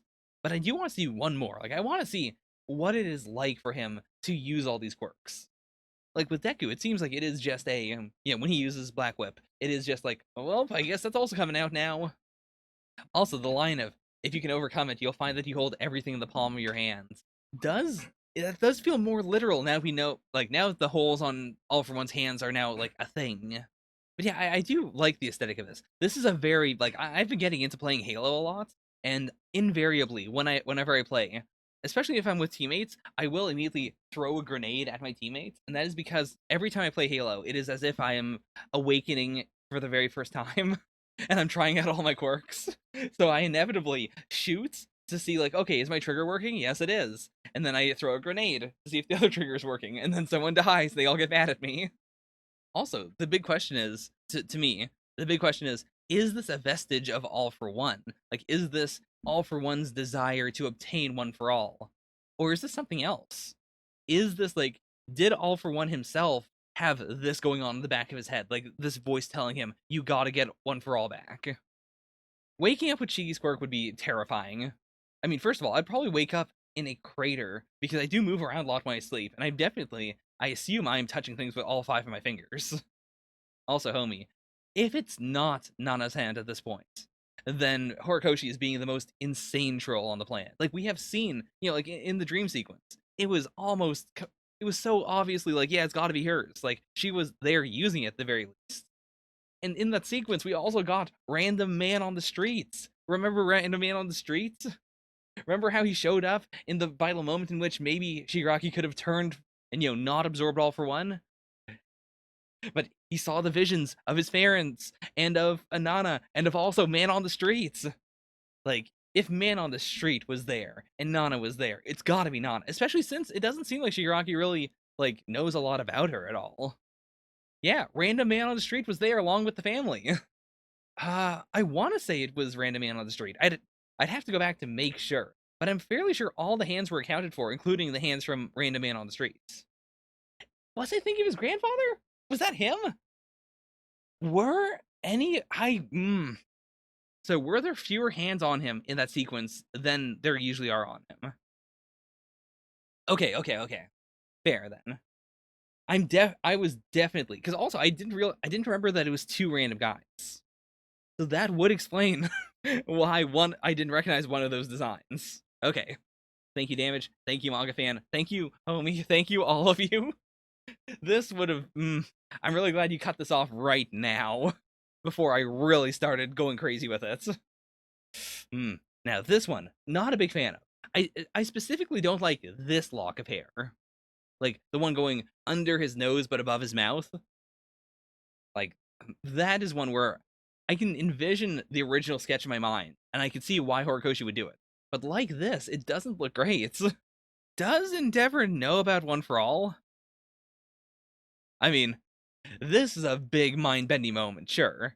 And like, Deku also, like, maybe a minute ago in universe, just had the big, he's coming, and then he saw the big explosions. This is definitely hot nonsense. Or not like he doesn't know the concept of One for All, or One for All, but like, he doesn't know about what it actually is. It would be real tragic if the hero community learns that Shigaraki is going after All Might's quirk. So of course they like, in this moment, in this wartime situation, they send every hero to go protect All Might. I want to say they do know the term All for One. Not in this, like, I don't remember if we've heard them say what All Might's quirk is, but I thought they did. Like, what do people know his quirk as then? Because people know Deku's quirk as superpower. Really?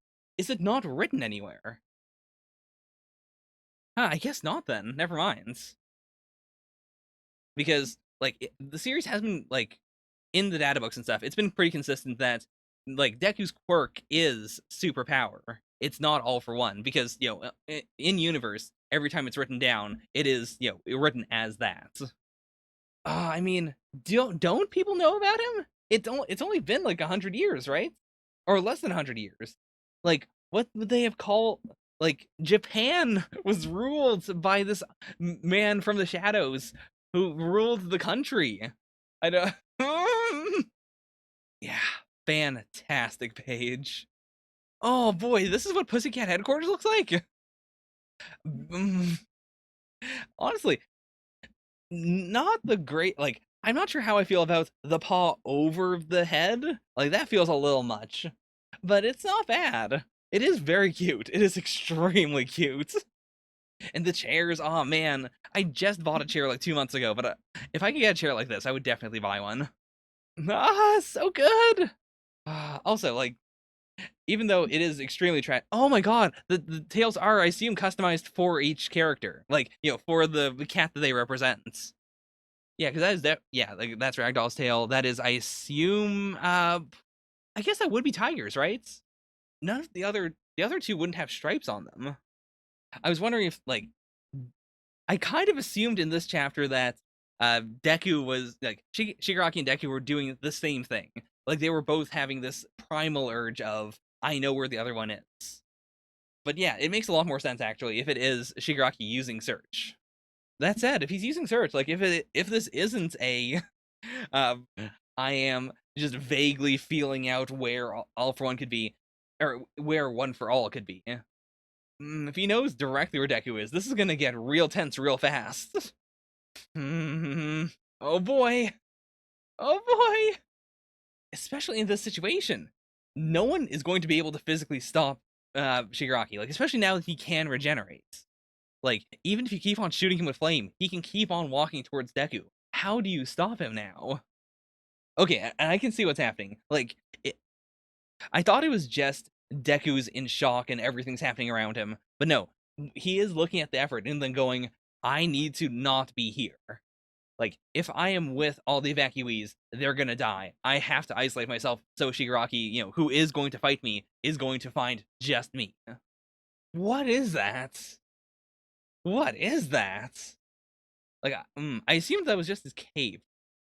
But maybe I am looking at the wrong thing here. Considering everything he had to draw for this chapter, that's an okay omission. Fair. I'll live with it. I mean, it stands out a little because it's Horikoshi, because he loves the hands. But even then, I think that might just be, his ultra instinct kicking in and just drawing hands left and right, not realizing that, oh, this one is supposed to not be a perfect hands. Yeah, I mean, after Time Paradox, I think we have Time Paradox and One Punch Man. I think we've built a pretty good case for why mangaka should not have to redraw entire chapters. Oh boy, I mean, sure, but that's a really bad excuse. I know we're evacuating, and I know that, I should be protecting the civilians, but I'm just gonna go over there. I left my wallet over there. Boy, I mean, the fact that Bakugo is going with him, like, as, them being bros, I love it. But if we're trying to say that Bakugo is not, like, this does feel extremely fishy that they're both going together. For a second there, I was like, why private frequency? But oh, it's probably because he is a trainee underneath Endeavor, so they would have like a special trainee frequency. Yeah, Bakugo, so chill, so not terrible. I mean, in general, I do enjoy Bakugo quite a bit, but here especially, like, he is being actually great. Also, I am very into this if this is going to be a, like, Deku just lures Shigaraki away slash, lures him around, but doesn't actually physically attack Shigaraki. And then it's mostly Endeavor and Bakugo, and I guess Deku has Air Force now. But, like, if it is a big game of keep away, if the meta of this is Deku cannot physically touch Shigaraki, and he also has to stay far away enough that Shigi can't do the forced activation tentacles or anything. I mean, Ochiko could be useful, but actually, yeah, she would. I was about to say it wouldn't help because they can't propel themselves, but Deku, Bakugo, and Endeavor can all propel themselves. Like, if they just stay in the air, then there is no downside to it. Like, it will take a little stamina just to, have them move around. But it is objectively better for them to not have gravity weighing on them. Ah, yeah, I see. Yeah, because this would be, the groups saying, where are you two going? Oh, and I didn't even consider that, yeah, this has to be all for one. That's such a cool minimalistic way of showing it. Now, I can't imagine that he's going to focus on her. Uh, I've been having a lot of conversations recently about, the trio dynamic, about the, Naruto, Sasuke, Sakura dynamic. And Ochiko is very terrifyingly in the Sakura position. I don't know if she would even follow, is the thing. I think it'd be really cool, but also they haven't really trained for this. So like even that, like we know that she had to train a lot, with her own powers to prevent herself from, vomiting whenever she uses them. So I don't know if it would be good for especially Deku and Bakugo to become weightless and start fighting. Like there is very much the possibility of them, spinning the wrong way or messing up and then just vomiting violently while Shigaraki blows their heads off. Like we have, here's the group, then it's another shot of her. So I think this is supposed to be it's the group, then it's her like within the group. But I don't think. I mean, it's very possible that she's going to have some focus. But at the same time, we've had other arcs like the big shopping arc where Shigaraki met up with Deku, where she was around, and I guess she did get involved. But like, you have raised very good points. I don't think I can deny it. It's like of anyone I could say, of anyone who could possibly be following him, I think it's got to be her. Like no one else in this group makes sense in this group as just like, a person who is more likely than anyone else to be following him. Yeah, I'm convinced. I'm concerned, and I don't know if this is gonna be good, both in the sense of like, I don't know if she's gonna make it out okay, but also I don't know if this is going to be a good development in terms of the story. Horikoshi, I have a lot of faith in Horikoshi. I do like him a lot as mangaka, but I don't know if I have anything that makes me want more Ochako, because I don't know if he can write Uraraka well, because he hasn't. Also, I guess that's the other thing. I do write Uraraka, and I do call her Uraraka more than Ochako. I guess she's had more screen time than Ida, but that's not saying a lot. Yeah, like of the group, I mean, I could see honestly all of them coming along, like on some level, but I don't know. I mean, yeah, Ida got an upgrade, but we also saw Uraraka in that arc, so I don't know if I would say that's extra development that Ida had compared to anyone else. Whereas, like, we do also have like the shots with the girls with Uraraka in there as well. Uraraka was there, with Ryu. What was her name? Dragon Girl. It's not Ryuko. Ryuga Ryu. Oh boy. But anyways, yeah, like Ryuku. That's right. I am hoping for the best. I'm hoping that Uraraka is coming, and I'm hoping that it leads to something interesting in terms of the storytelling. But that's I don't have a lot of faith in it, honestly. That said, this chapter has been popping off. Actually, I would not say that. Never mind. I said that out of instinct, but this is not a popping off chapter. This is a already been popped chapter. It is very good, but at the same time, it is like it's mostly exciting. It is hyping up what we will see later. Yeah, Shiggy versus Endeavor, very good. Like then the entire first half of the chapter, I was very, very into. Second half, not as into. But I mean, I'm hoping this is very good because also it's been a while since we've had some like peak Deku, some just lots of Deku being cool. And also, I mean, I'm always up for some more Bakugo. In terms of the overall ranking for these, it was a very 50-50 chapter. I do think I have a pretty clear split here of every Time Paradox Ghostwriter and everything above that, very good. Bone Collection, everything below that, not so good. But I do think I had more fun reading Time Paradox Ghostwriter. So I guess I'll squeeze MHA in there. So let me post the final rankings before I go into the author comments. This is what it's looking like right now. Also, I will wait for Homie to finish typing and stuff. It's been honestly really nice getting into the swing of classic MHA. Oh no! Oh no! Yeah, you're not wrong.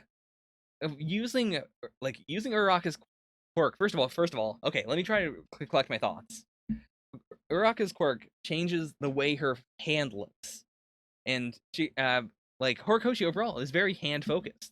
So if Shigaraki used her quirk, then we could have the combination of her pads and his gross looking hands and the big hole. I could see that being a really strong shorthand for, hey, I killed your very good friends. Plus, it is like it would fit both of their abilities very well if Deku has an ability that only applies to himself, whereas Shigaraki has an ability that also works as a debuff, like something he can use on other people. And yeah, like take quirk probably better. Also because it would very clearly impact the point of, or not the point of her character, but it would impact her desire. Like she could no longer earn money for her family using her quirk if she just does not have a quirk. That'd be a very easy way for her to just no longer be a hero. Like even if she enjoys being a hero, like I don't think she could be a Lemillion. Like someone who is extremely good at non-quirk fighting and still chooses to be a hero. Oh no! She's gonna have to open up an OnlyFans. That's my hero. That's as cursed as I'm going to let this go. Let's go into the author comments. That's enough. We're just getting to the end of the tournament power in the volumes? I mean, I guess so, if My Villain Academia is just starting in the volumes as well. I mean, damage. I'm not surprised. I'm not surprised. When you typed that out, that immediately felt, yeah, that feels right. That feels like something someone would draw. Oh yeah, Blue Exorcist. If I don't continue it on the channel, I gotta catch up by myself at the very least. Like, I'm still halfway through a flashback arc. I might have. To be fair, I try to keep myself out of the Weekly Show and Jump channels. Just because, like, just in case someone posts a spoiler, I'd prefer not to. But I do hop in every once in a while, like, on Tuesdays, Wednesdays, and stuff, so I may have seen it. I mean, is World Trigger not a monthly series? Why would this be a problem? I mean, maybe it isn't. Maybe World Trigger is a bi-weekly series. But I thought it only updates once a month. We definitely only get like a volume release, or not a volume release, but like we only get a author comment from Daisuke once a month. Like we always have, like in 1 month, we have the mangaka musings that is super stacked because it's all of the like it's all of the monthly chapter comments coming in as well. Okay, oof. See, homie, the way you typed it out at first was terrifying. The way you typed it now, much more understandable. I was about to say, it's real surprising that he could write an author comment when he died. Ah, goof up in Platinum Ends. Platinum Ends continue. I do catch up every once in a while, and I don't know why. Like, Blue Exorcist, honestly, Blue Exorcist is a series I want to catch up with. Platinum End is a series I shouldn't want to catch up with. Why am I reading Platinum End still? Why am I not just reading Blue Exorcist whenever I have a free moment? What is happening? Why am I like this? Okay, I did see the post of this author comments beforehand. Good to know that Oda loves using the wiki in Japanese. I mean, I don't know what the Japanese wiki is like. Yeah, Is it bad? I don't know what the Japanese. Mhm. I assumed he just, go translated the English volume. Oh The no! English wiki. Oh no! Do the Japanese have a wiki? Japanese don't seem to care about what's canon or what's in the series, what they read. I've never looked for the Japanese One Piece wiki. I do know from normal Wikipedia, if you go to Japanese Wikipedia, it is much more otaku than American Wikipedia. Like, it's definitely, like, there's American Wikipedia, or I guess English Wikipedia, I should be saying, is, like, very broad. It is, like, all the world's information, or it tries to be all the world's information. Japanese Wikipedia is much more like trains and manga. It's written by neats, and it is usually much more in depth than English Wikipedia on like manga and stuff. But it's it's a trade off. So I could probably look it up actually. Let's do a search for boy. My search results are pretty rough right now. I've got 2 kombucha ones, not very poggers, Ruler Online, Lakeside Gas, Sun Life, Imaginary Numbers, Luffy versus Don Shinjao anime. That sums up last week very well. But okay. Uh, One Piece Wiki. Does fandom do the thing where you can just switch languages? I doubt That it. would wild if it. Let's see. I mean, Where's Japanese? that's still gotta be translated, right? I mean, if you go to Japanese, or if you go to Wikipedia and you change the language, that's not translated. That is just a different wiki. Yeah. Okay, let's try it. So, all the. Okay. Yep, different wiki. Yeah. Okay, I thought it was just gonna change the language on site in real time. Now, here it is. I scrolled past it before. Ah, yeah. Lots of love for Strong Worlds. But okay. Who do I want to look up? I mean, also, if I type in, first of all, 307 pages, this is not going to be the one that Oda uses. There's no way this is the one Oda uses. It might be. Okay, let's see. Let's check out Frankie. Okay. Oh, yeah, this is way more like, here's Yeah. all the information you need. Oh, yeah. Oh, yeah, Katie Fulham. Oh, yeah. Oh, yeah. I love Beans left. Frankie's Beans. What are you doing? What are you doing here? I'm reading the wiki. It doesn't seem to have anything from post time skip. So this is definitely When not was the the one. last time this was up? Let's see. Or I should have looked at the history. Go back. What is the history? Last updated, 2016. Oof. Oh yeah, this ain't the one Oda uses. Oda, stop. If someone sent in an SPS, Oda, what wiki do you use? Yeah. Or if he literally means like there is a fan site that is an online database of just all the character techniques. I would like to see Look up that. One Piece online data. You didn't even put One Piece in there. Okay. One Piece. Oh no, this is just some clickbait. This is just clickbait. Yeah. Do they have a link to what it is? No, no, they don't. Oh. They're just talking about it. Does Oda just Google what techniques does Zoro use? He's like, I should just throw away all my volumes. I could just Google what was the themes to Luffy's attack names? I forgot.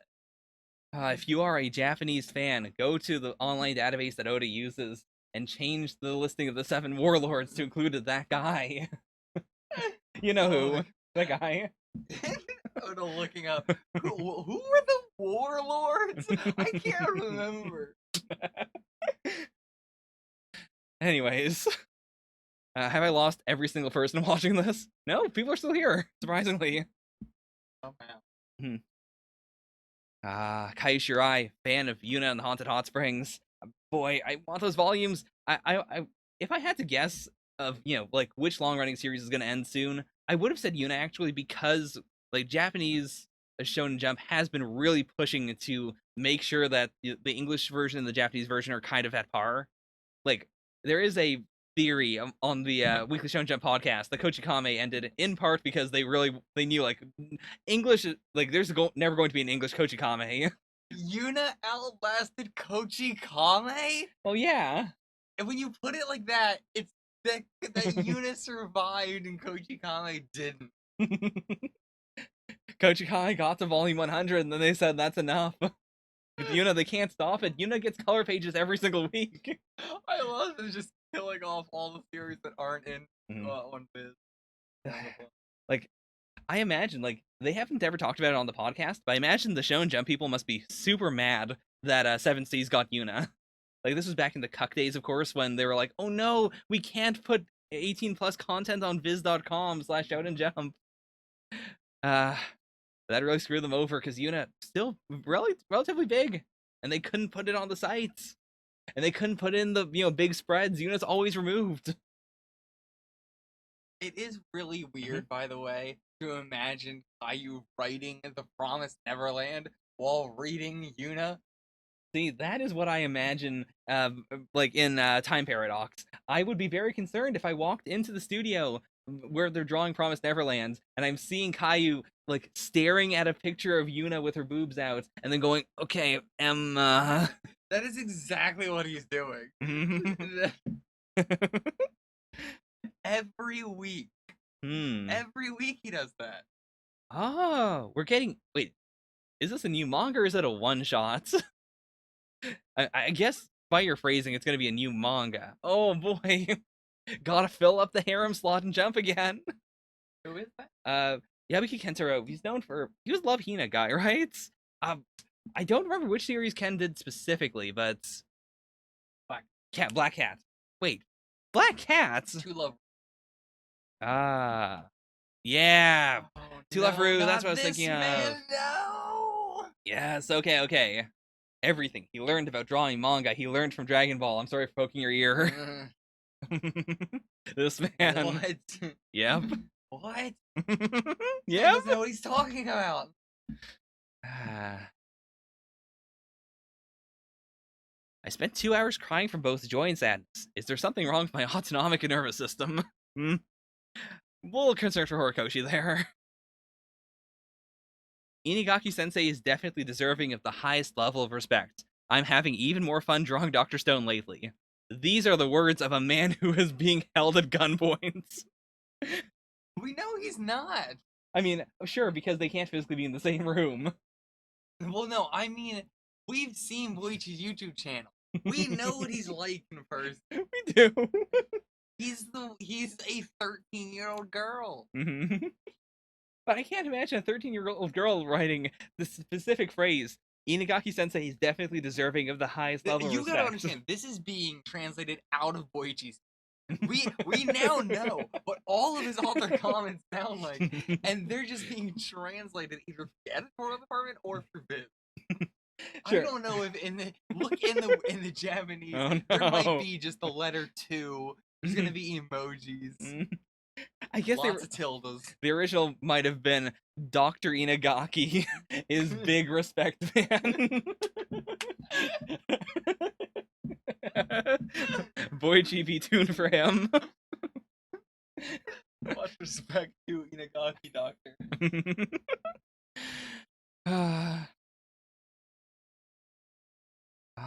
This is the new era of not going to meet your editor in person. That might be good or bad for Tabata, honestly. I feel like he needs someone to rein him in sometimes. He needs someone to say, this arc needs to have a chapter in between it and the next arc. You can't just start the next arc. Even if I gotta jump from 10 years in the future, I'd be way too scared to read it. No, I'd read it. Why is this not his first chapter? Why is this number 4?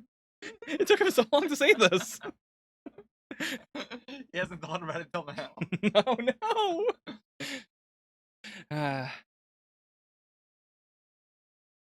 Okay.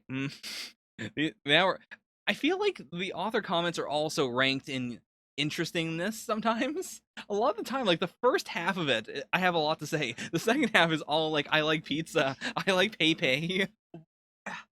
What is Pepe? I did read that as PayPal at first. What is Pepe? I also read it as PayPal. It's Pepe. Regardless of what it is, what is this mess? What are author comments becoming? It is PayPal. No, it isn't. Here we go. That's PayPay. The Japanese mobile payments app. So it's just PayPal. Yeah, except Yahoo owns it. Have they never had PayPal?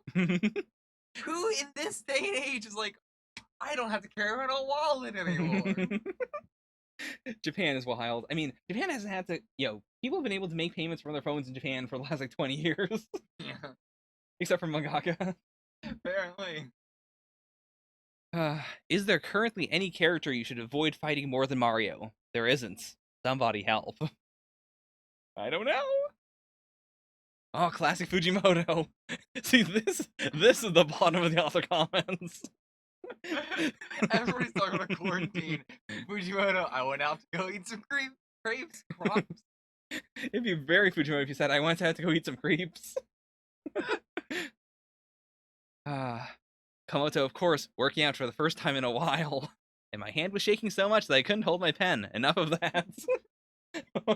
He feels like he's the most emaciated human being on the planet. He is Mob. Mashle does feel like the kind of manga that Mob would write, including not being good. If Mashle is a Mob written self-insert manga. Oh, you're not wrong, because we've seen Mob's mental image of what he wants to be, and he is just tough. This is literally what Mob would write as a manga. Oh, is this the secret deep lore? We're gonna find out that this is just one with a pseudonym. honestly, if this is one's art now, one got really good. Yeah, that's the big He's reveal. re- He's been holding back. We thought this was bad for Jump, but it's actually incredible for one. He's been using a weighted pin this whole time. Actually, the visuals, like the line work and stuff, is better than one, but the direction is the horrible. direction is god awful. It's a real big trade-off you had to make.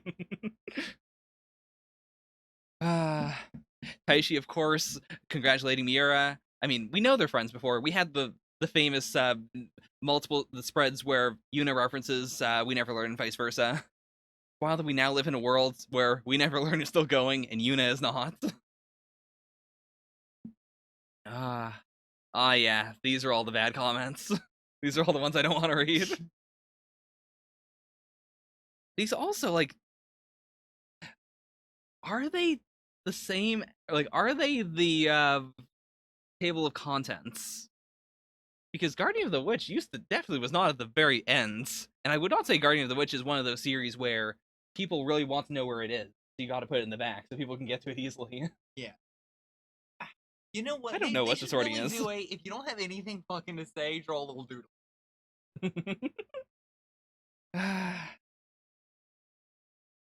Okay. At some point, I think I will go through the last three and see if these do line up with the table of contents or not. They do. Do they? Yeah, because it is the table of contents, if I recall. See, I remember thinking that before, but I don't know if that's true. I remember seeing that on the Psyche chapter where they go back in time, they're looking at the old Jump. Yeah. And it is the author comments in the table of contents. Yeah. I mean, I know that. What I'm saying is this the same order as the table of contents? You mean, like, this is? Yeah, like the Japanese, like the English one. Oh, okay. Yeah. Okay. Anyways, those are those mangaka musings. Always good at the start, bad at the end. It is actually interesting with Guardian at the bottom now. Like Koji Kame was always at the back because it's like the just go to the back if you want Koji Kame. Yeah. But now there is no like, they're not going to be like, oh, go to the back for One Piece. Yeah. I mean, that is a sign of the state of the manga, though, in the sense of like all the series that have been long running are ones where you'd want them in the first half. Like they are the exciting ones that might get the cover page. Yeah. Like Koji Kame was always that clear bookend. It's been around for forever. Yeah. It's like it's when you just think of the whole lineup, it's very clear reason for me. But not even in a cancel. But yeah, just in a it's Old Faithful. It's for the old slobs. Yeah. Anyways, that's enough dilly dallying. Thank you all so much for watching. This is did I upload Fire Punch? Yes, I did. You're getting another one later. I haven't recorded yet. You're getting it. It's gonna happen. No promises. Mild promise. No promises 2020. Okay, no promises 2020. I'll stick with it. Thank you all so much for watching. Bye for now. Yeah.